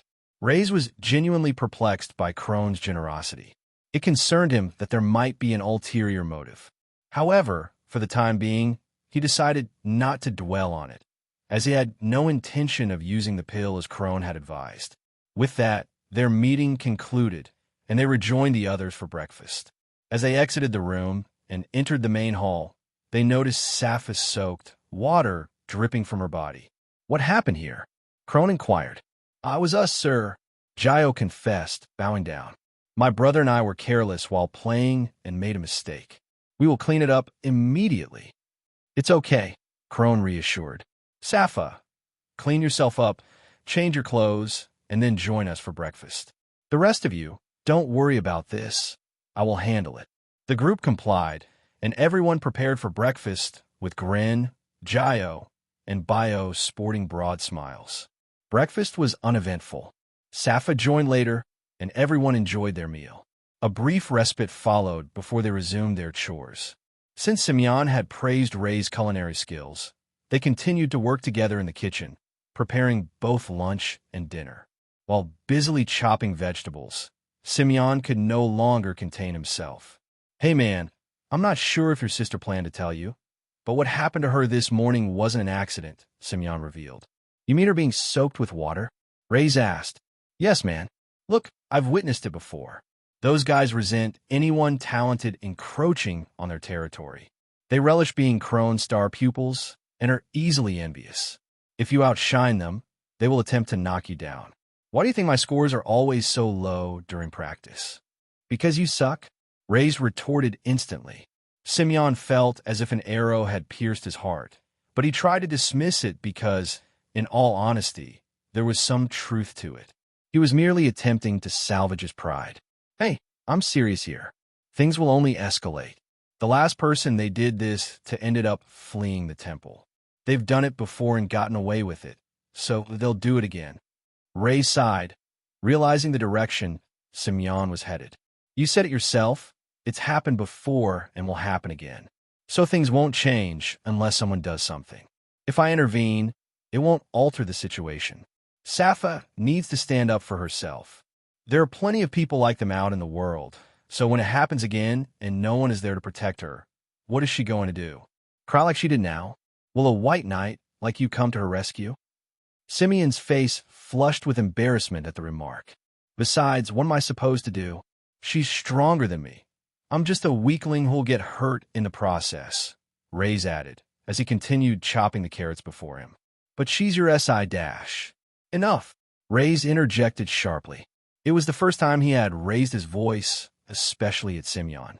Something about the entire conversation rubbed Raze the wrong way.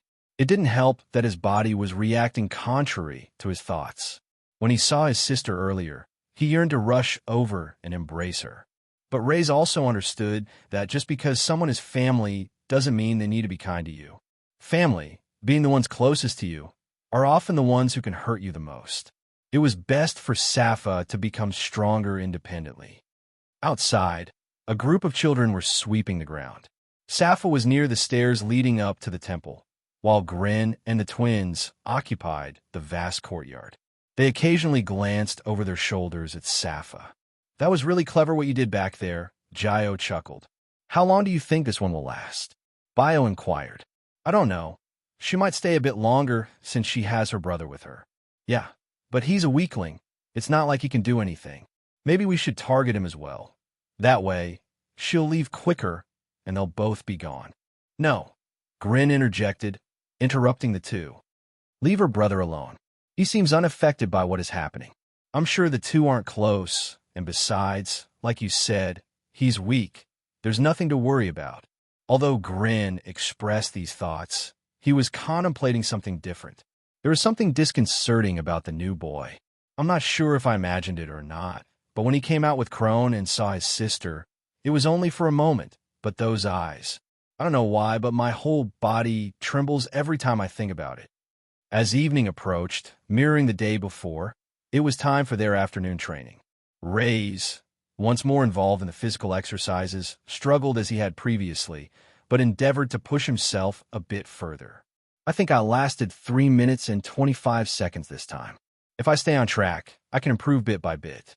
It's a shame there are no elixirs here, but if there are cultivation pills, I might find a way to acquire more," Raze mused. Considering this, he deemed it too risky. The temple was secluded, far from the central city, and the only cultivation aids of value were from the Pagna warriors.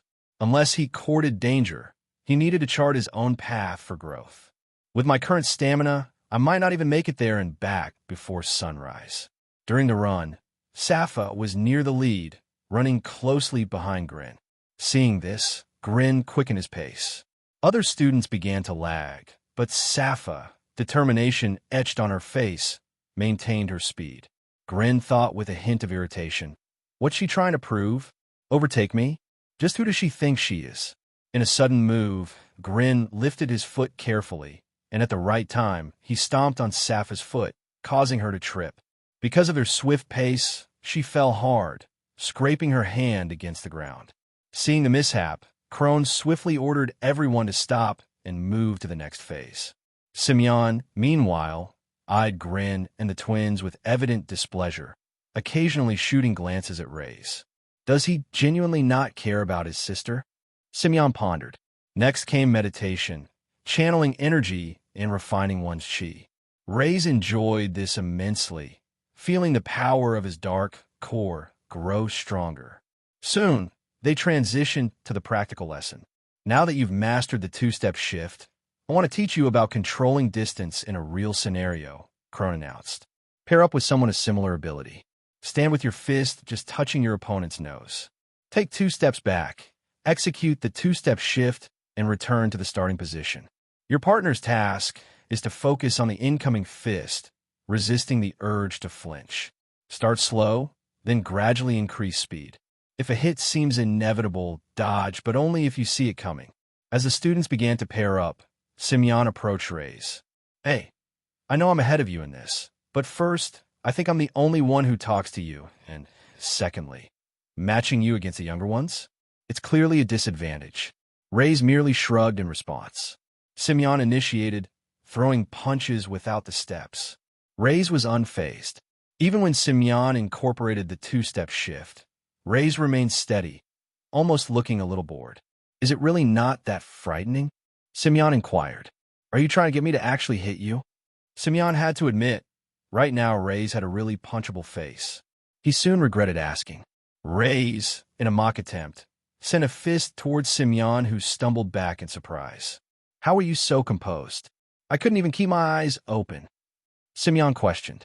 Raze thought, being a mage, I've faced countless magical formations. A fist is the least of my concerns. He silently wondered how he'd fare against a genuine Pagna warrior. Elsewhere, Sappa was seeking a partner. As she spotted her brother, excitement filled her eyes, ready to approach him, but Grin stepped in her way. Our scores on the pillar test were similar, and we're about the same height. No one else came close to our results, so we should be partners, right? Trapped by Grin's logic and unable to voice her thoughts, Sappa resorted to sign language.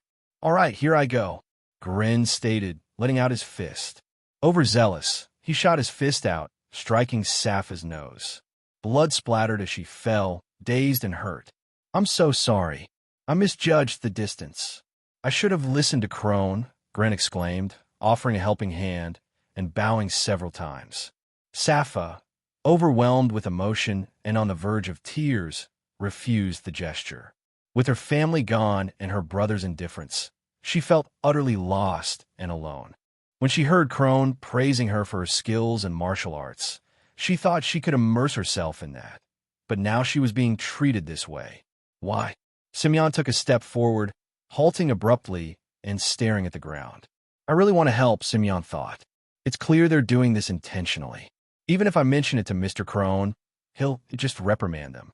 He won't expel them from the temple. They're too talented, and then they'll target me. If that happens, I'm not sure I can handle it. If I leave the temple, my dream of becoming a Pagna warrior will be shattered." Due to the unfortunate events that occurred, Crone had paired them up differently, and the training soon ended for the night. Back in their room, Sappa gingerly touched her nose. It was sore, but it didn't seem broken. She was stronger than she appeared, or perhaps Grin wasn't as forceful as he seemed. Either way, it was difficult for her to fall asleep. "As usual, don't tell anyone what I'm doing," Raze said, sliding the door open.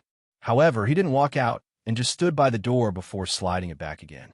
"If you're frustrated, sad, angry, annoyed, or whatever you're feeling right now, if you don't do something about it now, you will end up feeling a lot worse later on. Some advice for you: you should fight back." Opening the door, Raze left just like that. Instead of going to the courtyard this time, he needed to head to a more secluded area. The temple was located partly up a large hilltop and was surrounded by trees in all different directions. Walking out of the temple was easier, and after he was a distance away somewhere in the forest with enough space, he finally stopped, huffing and puffing from his steps. "I wonder if Crone thought I would be heading outside of the temple. He did tell me to consume the pill away from the eyes of others, and I assume that means my sister as well." Raze broke off a branch and started to draw a circle on the ground. After drawing the circle, he then began to draw many symbols inside of it. The symbols in the magic circle are instructions for the energy to be used in a certain way. With my life as an outcast, I couldn't just use the normal facilities other mages had, so I had to memorize the magic circles. I'm sure this was a magic circle that opened up a portal to a relatively safe place with the creatures I'm looking for, but I am on a different planet altogether, which could mean that these symbols could lead me to a different place altogether. For now, it's best that I don't try and experiment, though, and stick with what I know. Lifting up the stick, Raze was proud of the design he had drawn, and now there was just one last step. He took the pill out from its container and stretched forward, dropping in the middle. Then, walking to the edge of the circle, dark magic surrounded his index finger as he touched the circle on the very edge. Immediately, the magic circle started to glow a faint purple. It was moving, filling the lines that Raze had carefully drawn.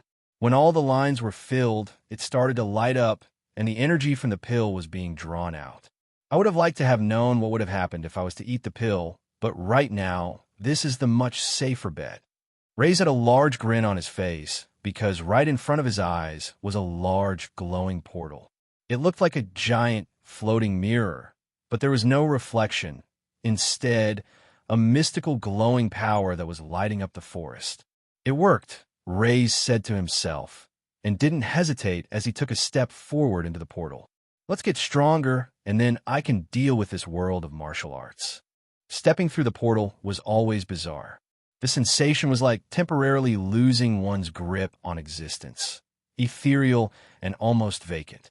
Once on the other side, sensations like the brush of the wind would slowly seep back into one's awareness. No matter how many times it was experienced, that fleeting emptiness was something impossible to grow accustomed to. As Raze's boot met solid ground, the portal behind him snapped shut with a near-electric buzz. Taking in his surroundings, a whirlwind of questions consumed him. Where am I? Raze pondered. This doesn't resemble Altarian. I used the identical magic circle formation. How did I end up somewhere entirely unfamiliar? Above him, the night sky was painted with the hues of a large red moon, bathing everything beneath in a crimson glow. Cobblestones lay underfoot, and the area was strewn with decaying crates, tarnished silver, and items too eroded to discern. However, what dominated his view was an imposing building reminiscent of the ancient architecture of Raze World. It had the majesty of a colosseum, though time had taken its toll on the structure. A noticeable absence of life, even vegetation, made the scene eerie. Spotting the imprint of his magic circle on the ground, Raze hastily erased it with his foot, making a mental note of his surroundings. Between the collapsed wagon and those sinister-looking trees forming a heart shape, he cataloged the location in his mind. The residual energy of a portal remained for a few days. As long as Raze returned and sketched the same formation, infusing it with his magic, a gateway back to his new homeland would manifest. But he didn't want to risk someone else activating it, hence the need to remove the marking. For now, exploration seemed the only logical course of action. He wondered if any records of this place existed in Altarian. Through their portal project, mages had visited numerous worlds, each distinctly unique. Some held treasures potent even for mages, like the book Raze had procured, the one containing the transmigration spell. While intelligent life remained an undiscovered mystery, remnants of past life were prevalent on these worlds. Drawn to the grandeur of the Colosseum, Raze ascended its steps. The distant cityscape beckoned, but the immediate allure of the massive structure was irresistible.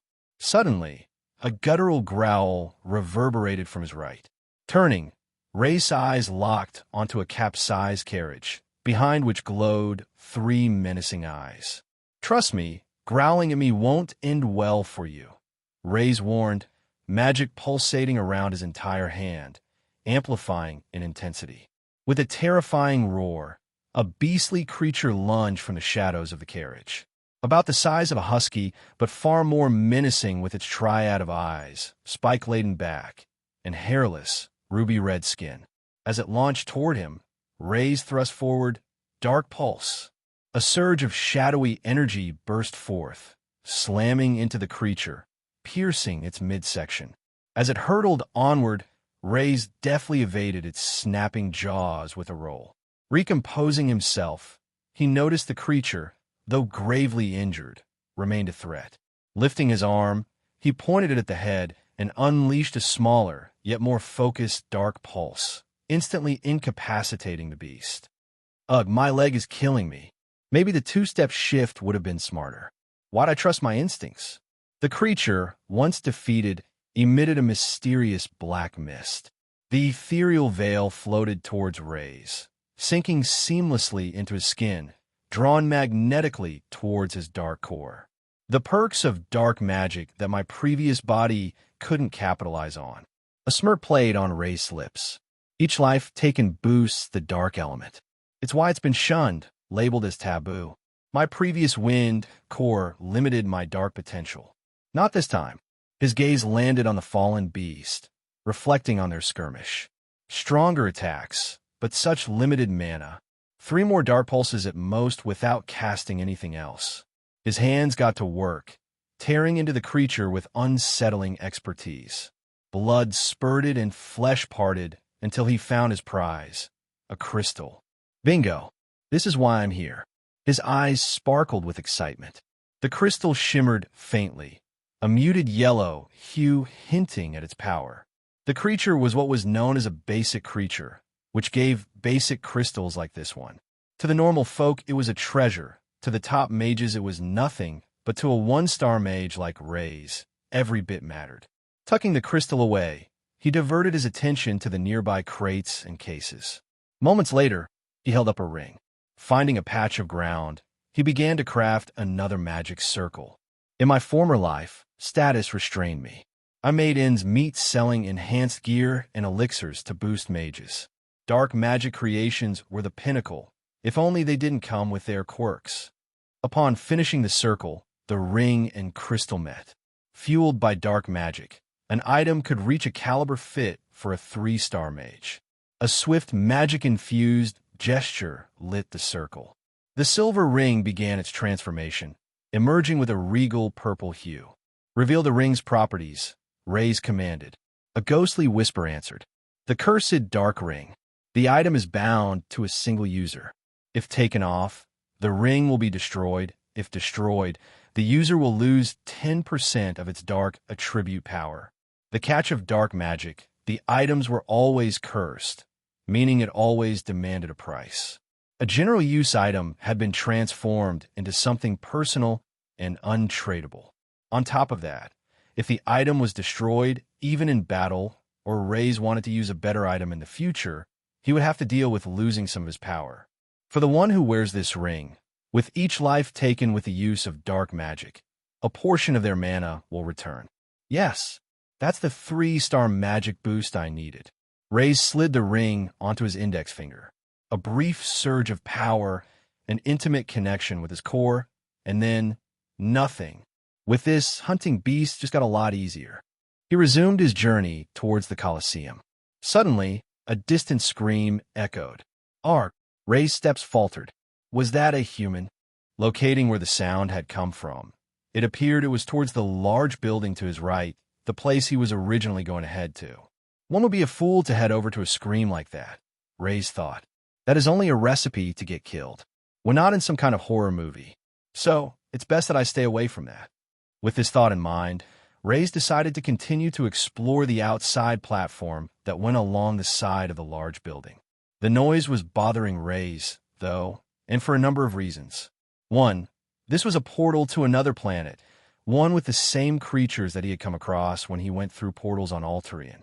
Not once had they ever come across another human. So, does that mean there's another mage here doing a hunt as well? The creatures here don't seem to be of high level, so at most the mages would be around 2 stars. Then again, it could be someone who is just from this planet, a first. Raze soon had to stop in the middle of his thoughts, though, as the same creature from before appeared from behind one of the crates, growling and staring at him with its piercing eyes. "I understand how you feel. I killed your friend earlier, right? Was it your aunt, brother perhaps? Look, let's make a deal. If you don't attack me, I won't attack you, okay?" Almost immediately after saying those words, the beast leapt toward him again, right in the air. The monsters of other worlds, if the same, often attacked in the same manner. At the same time, they were nearly always hostile to anyone they met. It was kill or be killed. This was how they had discovered the use of the crystals in their bodies in the first place. Rather than rolling away, Raze waited until the right moment, and he positioned his feet just like he had done in training. Then, leaping off his back foot and stepping with his front, he threw out a fist. Dark aura flowed out from it. Dark pulse. The fist pulsated and shot the magic out fiercer than before, ripping the top half of the dog's head away, killing it in one hit and causing it to fall to the floor. The result of adding the 2-step shift while throwing out a punch amplifies the dark pulse. Even if I don't make direct contact, it's stronger than I thought. Just like before, the dark essence lifted from the dead creature and flowed right into Raze. When it connected with his dark core, the ring on his finger lit up as well. 16/250 dark essence absorbed. The dark ring had another effect. Having connected with his dark core, it gave him a better way to track his affinity with the dark attribute. Now, when cultivating the dark essence or killing creatures, he would have an idea of how much stronger his dark magic was getting. For now, there was a cap, but each time he raised his star mage level, the cap would also increase, allowing his dark magic to grow even stronger than before. A portion of your mana has been restored. The other effect of the ring had also kicked in, allowing him to use the dark pulse skill once again. But there was something that hadn't recovered, and that was his stamina. Using the 2-step shift, because of this weak body, each time I use it with the dark pulse, its effect will weaken. I think this body could only do it perfectly about 3 times. Also, this naming is a bit confusing. Let's just call them Dark Pulse and Dark Strike for now. For a mage, saying the spells was actually an important part of performing the spells. One would have to have an image of the spell formation in their mind when they produced the skill, they said. Attaching a word to each formation allowed for the image to easily appear in their head, giving them a chance to use the attacks quicker with the correct formation. Essentially, one would connect the word to the formation, and it was a lot easier to remember the word than the image of the formation in their head. Another crystal had been obtained, and the best part was this crystal was all his to use. He didn't need to use it to create an item. He could instead use it to increase his own magic powers. Knelt down, Raze was admiring the crystal in his hand with a large smile on his face. "Stop right there," a voice shouted from behind, slightly high in pitch, sounding like a female. "Don't tell me. I decided to walk around the place, so I would avoid everyone. You do not have permission to be here. Who are you? State your name and where you're from," the person demanded. "Don't have permission?" Raze said, standing up and turning around. He wanted to have a look at just what type of person could be so bold as to make such a claim. "Are you the owner of this place or something? Who are you to ask for permission?" Raze asked, as his anger had slightly taken over. The way the person spoke reminded him of the many arrogant mages who looked down on all the others. The two-faced bastards in the tower that preached all sorts of things but then did what they wanted themselves. When seeing the person in front of him, Raze was relatively surprised by what he saw. It was a young woman, a beautiful one at that. Her straight black hair was tied up in a ponytail, while part of her fringe stuck out over to one side. However, her skin seemed to be glowing even in this light, but the surprising thing wasn't her beauty. Raze had seen plenty of beautiful mages, especially ones who would use magic to enhance their looks and change with the fads. Creating big lips one day, big bums the next, and even large knees at one point had become a fad. What Raze was surprised about was what she was wearing. She was covered in a white and gold type of cloth material. It was tight-fitting around the chest and waist, but a little loose around the arms, and in her hand, pointing right towards Raze, was a sword. She's clearly not a mage. She almost looks like. "You must answer me," the woman demanded again. "This area is owned by the Dawnblade clan. State what clan you are from. If you cannot answer me, I will get rid of you right here. I swear on my name, Beatrix Highborn." It was now very clear. Raze was certain of it. This person was from the same world as him. Not the world of mages, but the world of martial arts. Did he just teleport to a different area? No, he was sure of it by the color of the moon. This was another planet, so why was there a Pagna warrior in front of him? Raze was wondering if he should mention the name of the Red Brigade clan, or say no name at all, since he wasn't technically from there. He also had no idea what stage this warrior was at. In the end, Raze had decided to take a risk. "I'm from this planet," Raze answered. "From this planet? Then you are just a beast disguised as a human. You must die." Beatrix shifted forward with her sword pointed. It was at incredible speed. It was clear that she was able to use chi, and his guess about her being a Pagna warrior was right. "I can't avoid this. This body is too slow. I have no choice." Raze had no skills that could quickly move him out of the way, nor did he have any magic. So he did the only few things he could do. He got into a stance and shifted forward. The two-step shift, so he is a Pagna warrior. Beatrix thought, but that's such a basic skill. Why would someone use that in this situation? "Dark Strike," Raze shouted out, throwing his fist, gathering his magic.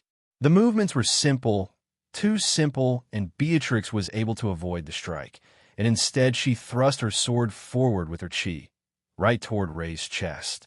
"I thought you would do that, go right for the chest, and aim for the kill. I have no choice. It will take up nearly all my mana, but I have to survive." Shrouded heart.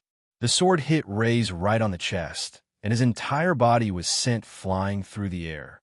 His body crashed through the large building that was to his side, and he was no longer in Beatrix's sight.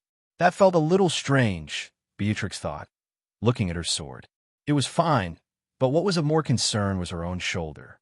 Even though the fist hadn't connected, something else did. What clan or faction was he from? The power from the sword strike was unexpected for Raze, as his whole body was lifted into the air and hurled like a cannonball. Similarly, he had crashed right through the walls of the building, eventually landing on the ground, covered in dust. "Cool." Raze coughed, feeling a thumping pain on his back. Thankfully, the walls were relatively brittle, having decayed for so long. Otherwise, the hit would have taken a bigger toll on his weakened body. Lying on the floor for a moment, Raze pressed his hand against his chest over his heart, right where the sword strike had hit him. If I didn't use the skill, Shrouded Heart, I would have died, Raze thought to himself. As a one-star mage with only the dark attribute, there were only so many formations and spells that Raze could use. Dark magic wasn't heavily researched until him, so there were fewer spells compared to other attributes. In total, Raze could use 5 different spells right now. Dark Pulse was an offensive move, gathering and condensing the dark energy into a singular beam. And there was the skill he had just used to save his life, Shrouded Heart. This skill would gather all of the mana it could, creating a type of barrier. The barrier would expand slightly out of the chest, appearing just outside one's clothing. However, the skill was not to be used lightly. For one, it used up all of one's mana regardless of the amount. Even Raze, as a 9-star mage, would deplete all his mana using this skill, rendering him unable to fight afterward and preventing the use of other magical skills while it was active. The second downside was that the skill would only cover the heart. If the attacker had aimed for his head, Raze would be dead right now. It was a powerful defensive skill, but if one knew its weaknesses, it was practically useless. You know, with how long you've been lying there, one would think you were dead, a quirky young voice said. Rolling his eyes to the top of his head, Raze saw an upside-down face smiling right at him. For F***'s sake, what did I do to deserve this? Raze said aloud. It was pointless now. He had used all his mana and had been thrown from one person to another, seemingly another martial artist, judging by the dark gray clothing they wore. Someone's not in a good mood, the man remarked. Although I do understand, since you did just come crashing through that wall. It couldn't have felt nice. Kirk, do you have one of those energy pills? A large, bald-headed man appeared by the young man's side, and from a bag around his waist, he pulled out a red-colored pill. It looked similar in size and energy to the pill that Crone had given Raze. Do you really think I'm going to eat a pill of Stranger G8 dash? The man shoved the pill forcefully into Raze's mouth. Just eat the damn thing. Swallowing the pill, it didn't take long for it to have an effect. Energy spread out, and a tingling sensation could be felt all over Raze as his body absorbed it. His aching back and sore chest began to dissipate. However, his depleted mana had yet to return. That would slowly come back to him. That worked, Raze exclaimed. I believe you're looking for the words thank you. The man smiled. Now no longer on the brink of death, Raze got a proper look at the people he had encountered. Similar to the girl he had just met, they were all wearing martial arts-type cloth material, wrapped around them like a robe. There were 4 of them in total. 2 of them had weapons, while the other 2 appeared unarmed. The man who had force-fed Raze had long hair, tied up on a ponytail like the woman from before, but his fringe parted in 2 ways. While he did look young, his jaw and eyes were incredibly sharp. His kind words and playful demeanor didn't match his face. A man continued to groan in the background. The group, along with Raze, was currently on the 3rd floor of the building. They were in a hallway that was as much destroyed as the outside. Originally, Raze thought the outside looked bad and was falling apart, but the other side of the building was completely open. There was no wall at all, allowing one to see the streets and other crumbling buildings in the distance. On the floor, one of the men was screaming, holding the top of his knee, while another was attending to a wound on his shin. The wound didn't look ordinary, as it was pulsating in a green color, having burnt the top layer of skin and seeming to still move. It's a shame these pills do nothing to help him out. They're useless, the man said.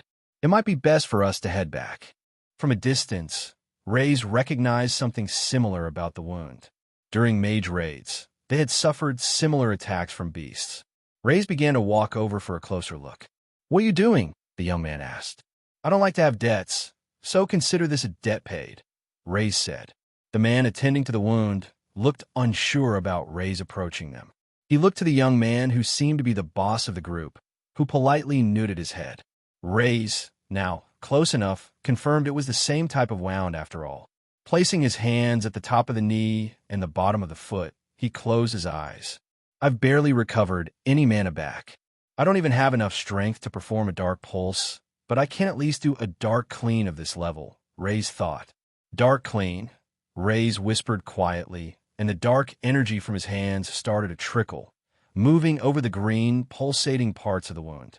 Dark clean was one of the other skills that Raze could do, the skill that took the least amount of mana, depending on how it was used.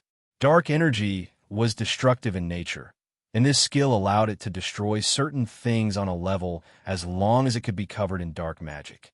Raze had used it internally on himself when he had been hurt by magic that would take over one's body. Or in cases like this, where an infection, a parasite, venom, and things of similar nature were in or on one's body.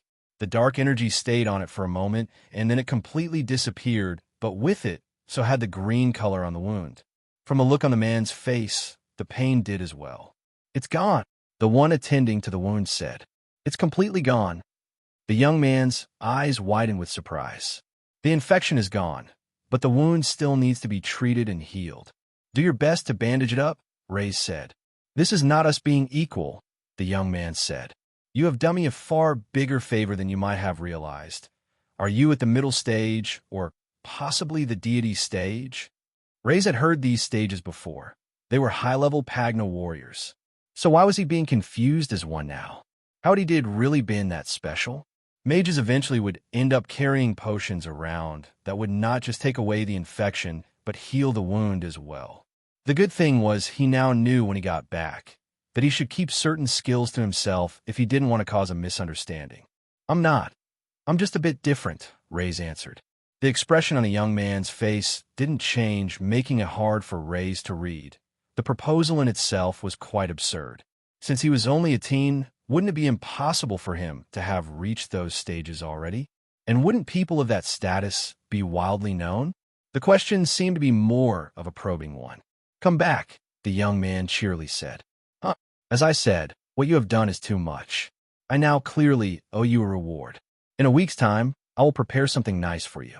Come back here, and I promise it will be worth your time. Over time, Raze had learned to judge people, but often more than not, he wouldn't even trust his own judgment because he had learned the best thing to do was to just not trust anyone at all. We'll see.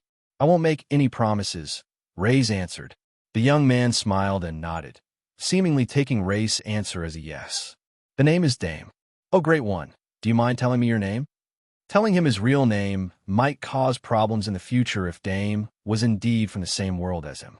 But Raze had a sneaky thought that made him inwardly laugh. The idea that one day the Grand Magus would hear this name again and be shaking in their boots was filling him with ecstasy. I'm the Dark Magus, Raze answered. Remember it. I see, Dame bowed down politely. Well, I hope we meet again, Dark Magus, and for you to receive your reward. At least, you guys are a lot nicer than that woman, Raze commented. Woman? For the first time, Dame seemed a little frightened. Yeah, the woman with the white and golden clothing. Raze said. Nearly all the mouths of the men that were about to drop to the floor. They were quickly rushing to their feet. You! A loud voice bellowed. From the side, through the hole that Raze had entered from, the same woman in white clothing was standing there with her sword pointed right at Raze again. How did you live? How did you survive? Dame looked at Raze, and now it made sense why he had come flying through the wall. Perhaps this should have been the first question for him to ask, but instead, he was now even more amazed by the Dark Magus. I was only trying to see his reaction when I asked him about his stage, but he managed to survive a strike from Beatrix, who's at the peak of the initial stage. The peak of the initial stage meant that Beatrix was a Pagna warrior at the 6th rank. Although rank 1 to 6 warriors were all considered the initial stage, there was a large difference between one and the other. Each rank was a breakthrough in power, martial arts, and overall body structure as well. If one was a stage higher, they should never lose to a stage below. Although there were cases where that happened, it would be an embarrassing moment for the Pagna warrior. Being at the 6th rank meant they were on the cusp of going from the initial stage to the middle stage. These stages were where the bottlenecks were for most. Only a few in the world would be able to break out of the initial stage, which was why Beatrix being at the 6th rank was practically one of the strongest fighters in existence. She could take out an entire squadron and small clans if she wanted to. So then how did someone who had used the basic two-step shift, a martial arts move that didn't even belong to any clan, survive her strike that was embedded with chi? How did you survive? Beatrix asked, with her sword pointed at Raze once again. The same thought was running through Dame's head. When he came flying through the building from before, was that an attack from Beatrix? If he's still alive, then doesn't he have something that has the same power as a Pagna warrior at the peak of the initial stage? I thought he was, never mind. Beatrix's eyes soon landed on the others, as she spotted the color of the uniforms the others were wearing. You know that this is a prohibited area. No one is allowed in here without the permission of the Dawnblade clan. We have the rights to this portal. State where you are from. She asked. Raze had seen this before. He had just been through it himself moments ago, and any second now, he was sure she would attack. Huh. Dame smiled, as his men moved to his side, while the injured man remained at the back. His wound had only just been wrapped up, but it would be difficult for him to fight. Why are you asking questions you already know the answer to? Dame said. Then I shall get rid of you. Beatrix shouted, as she charged forward once again with her sword glowing with power. Dame widened his stance, and so did the three next to him. Energy was building up from within. All 6 of their hands swung out, hitting the sword, causing sparks of energy to fly. The whole building was shaking, and part of the floor was already falling apart. I hate it when I'm right, Raze said to himself, but he was quite amazed. He could see that Dame and his men were able to handle the strike from the swordsman, which meant he wasn't so weak himself. Whoever was watching this, Raze knew one thing. If he was to get into a fight with any of them, even the men by Dame's side, Raze would be no match for them. The strength that was being used right now was close to that of 4-star magic. Get out of here, Dark Magus! Dame shouted, looking back, sweat running down his face. I'll survive. You don't have to worry about me. Just remember our deal. The ground underneath Dame's feet started to break, and eventually, all 3 of them fell. Not letting up, Beatrix had followed the 2 of them down below, and several clashes, loud bangs, and vibrations were felt. Raze could now only imagine what was going on below, but this was his only chance to get out of here. Going to the edge, there were parts of the building that had crumbled and were leaning up against the outside of the building. It had made a type of walkway that one could jump and run across, making it to the bottom floor. Reaching the bottom floor, Raze started to run. He had no intention of watching the fight and finding out the outcome. He had already escaped death once, perhaps twice with this new body, so he wasn't going to stick around. Seeing the staircase up ahead, he knew he was on the right path, but something had caught his eye. Holy **T. Raze was standing in a field full of dead beasts. There were around 8 of the same dog creatures that Raze had faced.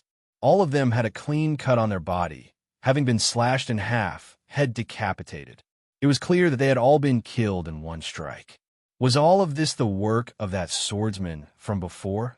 Wait a second, she didn't come in that long after attacking me, and from the looks of it, Raze rushed over and immediately started to dig into the beast's body. He rummaged around until pulling out a bloody crystal and holding it up to the light. She didn't take the crystals out. This is great. I was worried that going into this portal would have been a waste if I had just returned with 1 crystal, but now, not wasting time, Raze quickly went through each of the dogs. From the loud explosions he could hear behind him, the 2 groups were still fighting against each other. Would there ever be a chance like this for him again? After gathering all 8 of the crystals, Raze now had a total of 9 in his possession. He couldn't use them here, so it was time for him to head back. Huffing and panting, he ran down the stairs, across the cobblestone pathway, and looking around, he could see the landmarks from before. Quickly, while peeking over his shoulder, he started to redraw the magic circle. There was enough dirt on the ground for it to work. The sound of the fighting has stopped. Does that mean one of them won? If anything, It means I need to hurry this up. Raze thought. Finally, the magic circle had been completed, and he activated it, igniting it with a part of his magic. The portal opened up right in front of him, and he looked back one more time. You said we would meet again, but I'm not too sure about that. I guess we'll have to see, Raze said, as he stepped through the portal, his whole body disappearing with it, the portal sealing up behind him. A short while later, Beatrix landed back on the lower platform outside. She had a large frown on her face, and some of her clothes were torn. Those dirty bastards, Beatrix exclaimed. I can't believe they would use such a cheap method to get away. I shouldn't have expected anything less from those guys. She soon let out a big sigh, trying not to let it get to her. At least I can go collect those crystals and earn some coin while I'm here. It's the only thing that will have made this trip worthwhile. Reaching the area from before, she stopped dead in her tracks as she looked at the scene. The bodies of the dead creatures didn't look the same as she remembered. Rushing over to one, there was no need for her to inspect it further. Someone took the crystals. Someone took my crystals. Beatrix's face was turning red, and she was reaching a boiling point. It was him. It had to be that guy that escaped before. What do they call him? Dark Magus. Well, you've just added yourself to my hit list. The name Pagna Warriors had come about in a simple way. It was because the world of martial arts that they lived in was called Pagna. It was a world that was split into 3 continents with small areas of sea between them. One of the continents, known as the East Continent, solely belonged to the clans in the Light faction, and the biggest empire in Pagna also resided there, boasting the largest military force. The West Continent had 2 factions, the Dark and the Demonic faction. The Dark faction clans were mostly based in the south, with the Demonic faction based in the north. Then there was the final continent, the North Continent. It was uninhabited land, or at least that was the theory. There was no map that dictated how big, what shape or size the place was, but by all of the factions as well as the locals, it was deemed a place impossible to explore. The seas nearby were treacherous. Whirlpools surrounded the land. Lightning would strike on the surface, and the waves were impossible to sail through for any ship. This was the current world of Pagna. Somewhere on the massive continents, there was one place in particular that was special, a place which belonged to the Neverfall clan. The place was known as the Abyssal Pinnacle. It was an ancient, inverted mountain. Instead of rising from the earth, it delved deep in, forming a spiraling abyss. Legends once stated that a demon had fallen from the sky and upon impact had created the place. Over centuries, the Neverfall clan has used it as their base, and returning to the base was none other than Dame and his group.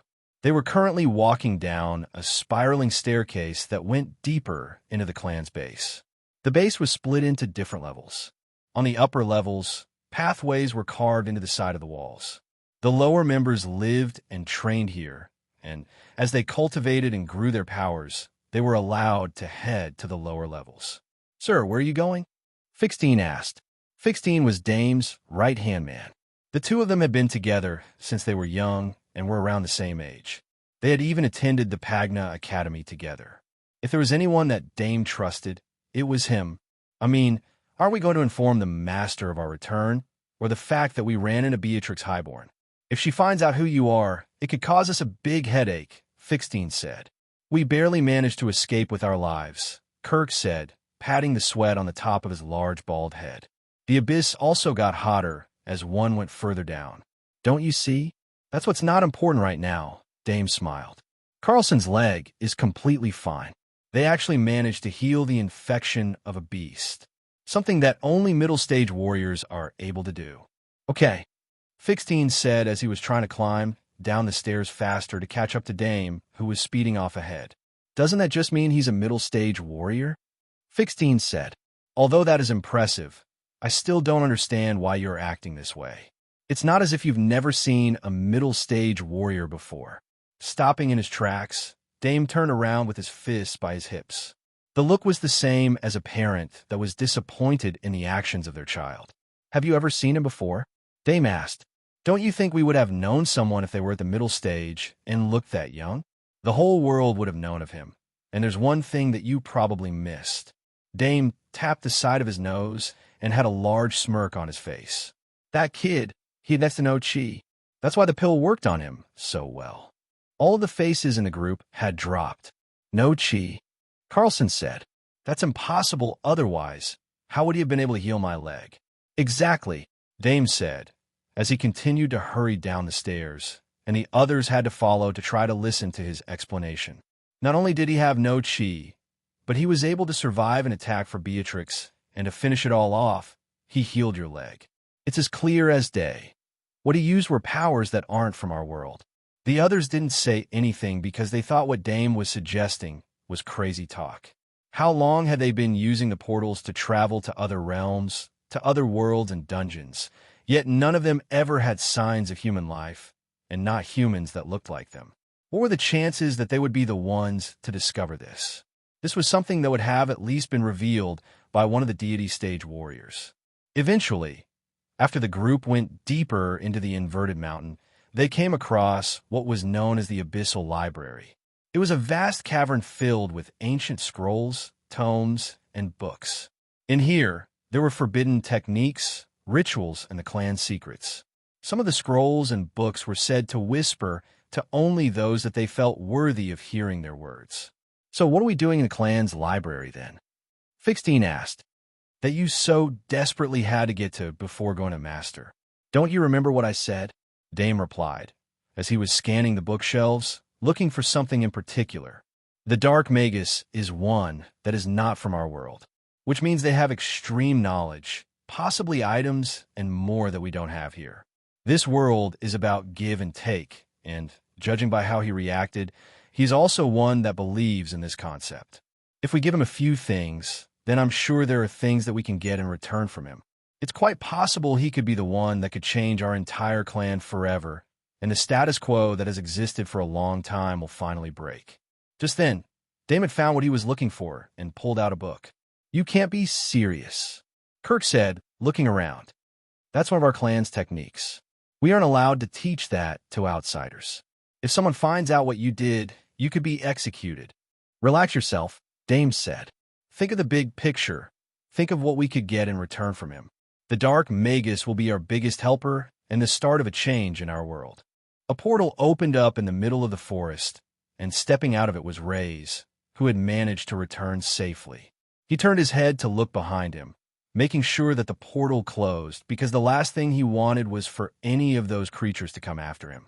"That wasn't what I was expecting for my first outing," Raze thought. "Anyway, it's clear now. The formation I knew for opening portals back at Altarian works differently here. If I'm not careful and start journeying into different dimensions, I could put myself in a dangerous position, especially if I come across some powerful creatures." A slight tingle around his chest, where the sword had hit him, was felt. All right, an even more dangerous position, but it wasn't all bad. Raze was still wearing the clothing of the Temple Kids.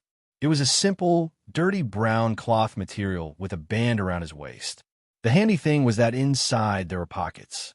It was designed this way to prevent items from falling out easily, though it did look a bit strange when one would retrieve something. One might fear pulling out something inappropriate, which in his world could lead to a long imprisonment. In his hands were the small crystals he had obtained. "Finally, with these, I can increase the strength of my mana core. It won't be enough for me to reach the second stage, even if I absorb all 9. Ray started to think about the best use for the crystals. Considering how dangerous it was entering the portal the first time, he wasn't eager to return immediately. "I'll need to keep 1 crystal to open the portal again, just in case. It would be good to create a mana potion with one of these as well, so I don't end up in the same situation again. And I suppose I'll need ones in case I want to create more items. Right now, I only have the dark attribute. These are just regular crystals, so they won't help me gain affinity with other attributes. I might have to rely on enhancing items for a while and deal with them being cursed." The night sky lingered, but Raze thought it was best to absorb the crystals right there. He sat down, placed the crystals in front of him, and closed his eyes. Energy swirled in the air, and dark energy escaped from his body. It swirled around the 5 crystals, causing them to levitate. They were lifted by the controlled energy in the air. As the dark energy enveloped each crystal, it started to glow, establishing a connection with the core in Raze's heart. The outside of the mana core was swirling rapidly, and the energy began to break down the crystals. They transformed into dust particles that resembled glitter. The particles gravitated towards Raze, and a gentle glow radiated from his body. He could feel his mana increasing with the absorption of each crystal, strengthening his core and enabling him to harness more of the world's energy. It felt almost as if he had been restricted from breathing before, but now he could take in and expel a much larger breath. The glow around his body faded, and upon opening his eyes, the 5 crystals had vanished. The remaining 4 were safely stored in his pocket for future use. As I thought, it's not enough for me to become a 2-star mage, but I now have enough mana to cast about 7 dark pulses. Those beast dogs won't stand a chance. Eventually, Raze returned to the temple and to his room. The sliding of the door seemed to wake his sister, who rubbed her eyes. With a gesture, Raze signaled her to go back to sleep, for there was one more task at hand. I can't just keep the crystals in my pocket. We change our clothes daily, and the material of these garments is fragile. Half the trousers I receive have holes where crystal would fall right through. As if on cue, a crystal sliced a hole in his pocket, sliding down his leg and clattering to the floor, rousing his sister again. Now, she merely stared at Raze, who was bent down, retrieving the crystals. Frozen in place, he hoped the sound might lull her back to sleep. Instead, their eyes locked in a mutual gaze. Maybe she wouldn't even recognize these crystals? Perhaps it's not something the average person would know about. Raze mused with a hopeful smile. However, Sappa pointed directly at the scattered crystals, her mouth and eyes wide in astonishment. It was as if someone had dropped a pot of treasure in their room. The only silver lining was her silence. Otherwise, others might have come rushing in. Raze quickly collected the crystals and moved to the bed, approaching her. "Look here," Raze whispered, his tone aggressive. "I've been really nice to you, far nicer than I ever imagined. So, you need to do me a favor and not tell anyone about this, okay?" Sappa immediately nodded, quite frantically at that. Ever since the incident, she found her brother's stare menacing, even though he had been a weak boy growing up. She had never seen this look on his face before. "All right," Raze said, lifting part of the mattress and placing the crystals underneath before setting the mattress back down. "No one is to find out about these, no matter what. And if they go missing, I'll know it was you, understand?" Sappa frantically nodded her head once again. With that done, Raze brushed off his hands and settled on the floor for a good night's rest. The only person who had discovered his crystals was a mute, his sister. So, in a way, he was lucky. But judging by Sappa's reaction, those crystals were a big deal in the world of Pagna as well. For Sappa, she turned to face the wall, pulling the blanket tight around her. She was conflicted. Sometimes he seemed distant and cruel, but there were moments she felt love radiating from him. For instance, Sappa was sleeping on the bed while Raze rested on the floor, and his words of advice before leaving in the night left an impact. What a strange brother, Sappa thought, smiling slightly. Despite his threatening looks and harsh words, why did she feel safe around him?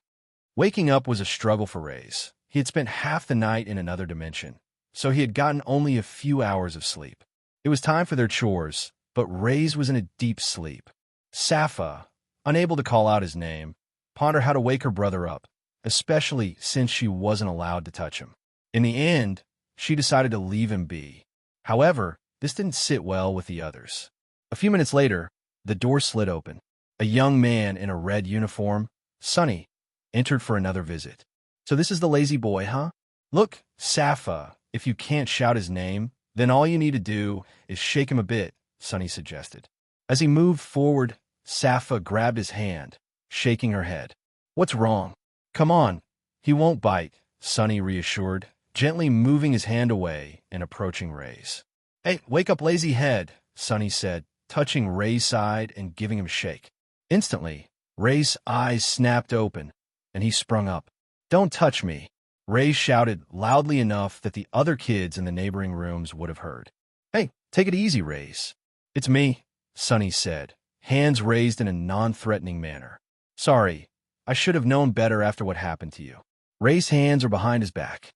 He had gathered dark magic, ready to use it if someone got too close, but he quickly dispelled it before anyone noticed. Crap, what would have happened if I had attacked him? That would have been bad news.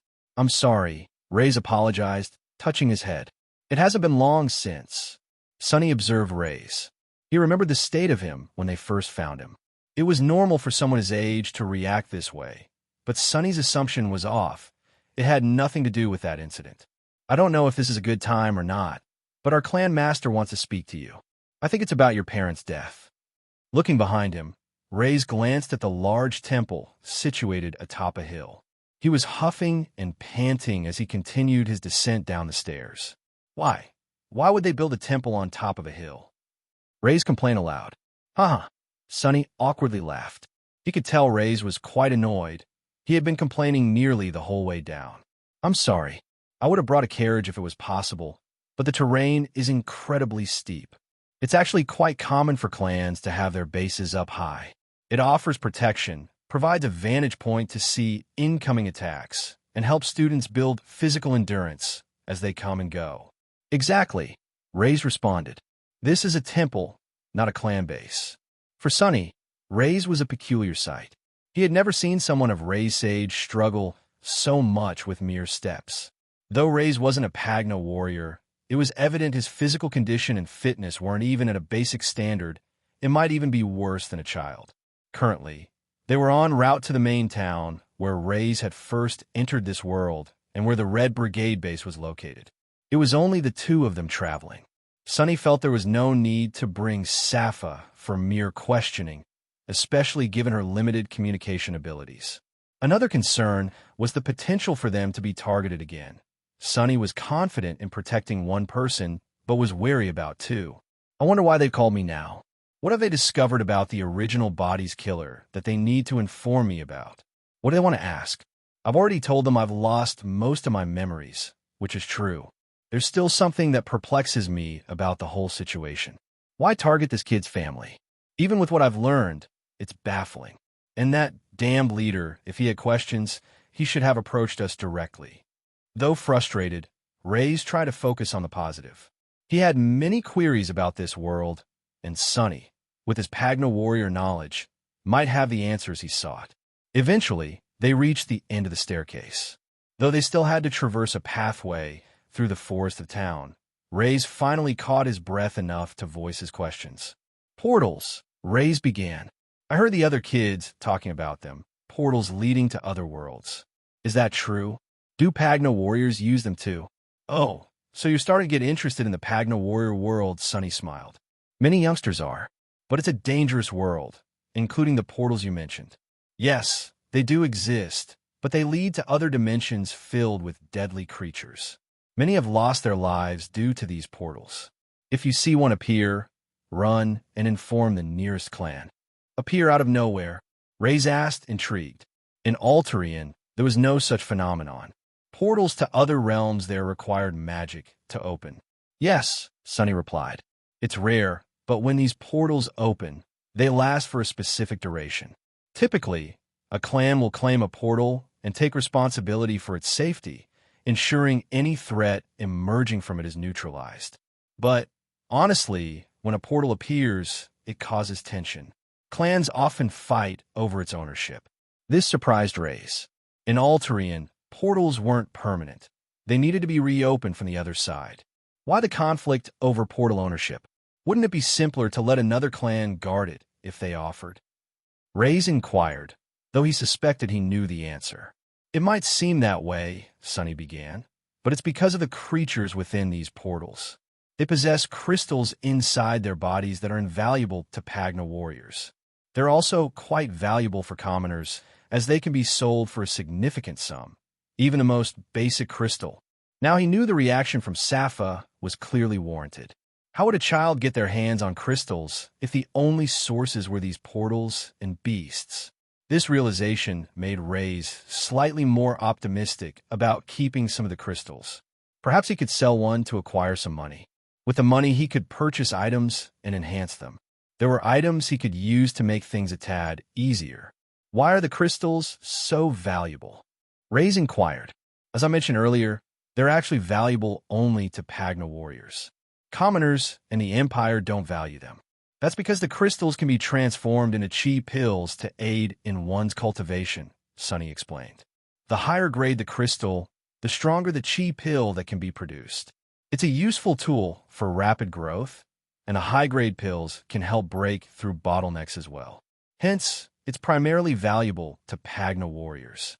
However, merchants, lords, and the military purchase the pills since they hold immense value to Pagna warriors. They sometimes use these pills as a form of payment. At the same time, this system ensures that others don't fret over the beasts emerging from the portals as the clans handle them. So, they only produce chi pills. They don't craft weapons or other items with them. Raze pressed.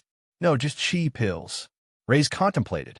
The application of crystals in this world was significantly different than on Altarian. However, they lacked magic here. He speculated if he utilized crystals to enhance items or crafted elixirs and potions, commodities unknown in this realm, he could become a prosperous merchant. Furthermore, since he'd be the sole producer, he could reserve the premium products for himself. Does the Red Brigade clan own a portal? Raze queried. Sunny chuckled heartily. No, we're too small a clan to possess something of that magnitude. However, the Pagna Academy does access several portals for training their students. Raze had hoped to perhaps utilize the Red Brigade clan's portal, but that idea was now moot. As they entered the town, the atmosphere was familiar. Wide streets bustled with folks hauling carts, purchasing goods from market stalls, and engaging in spirited conversations. There were several prominent inns and restaurants. As they ambulated through the streets, Raze tried spotting any vendor selling these crystals, but to no avail. They must be rare, but that also means selling them might be challenging, he pondered. They were still some distance away from the clan building when another question popped into Raze's mind. There's another topic the kids discussed. Raze began. Do you know someone named Beatrix Highborn? Immediately, Sunny halted, turning to Raze with raised eyebrows. It wasn't just Sunny. Everyone around them, having overheard the name, stopped to stare at Raze.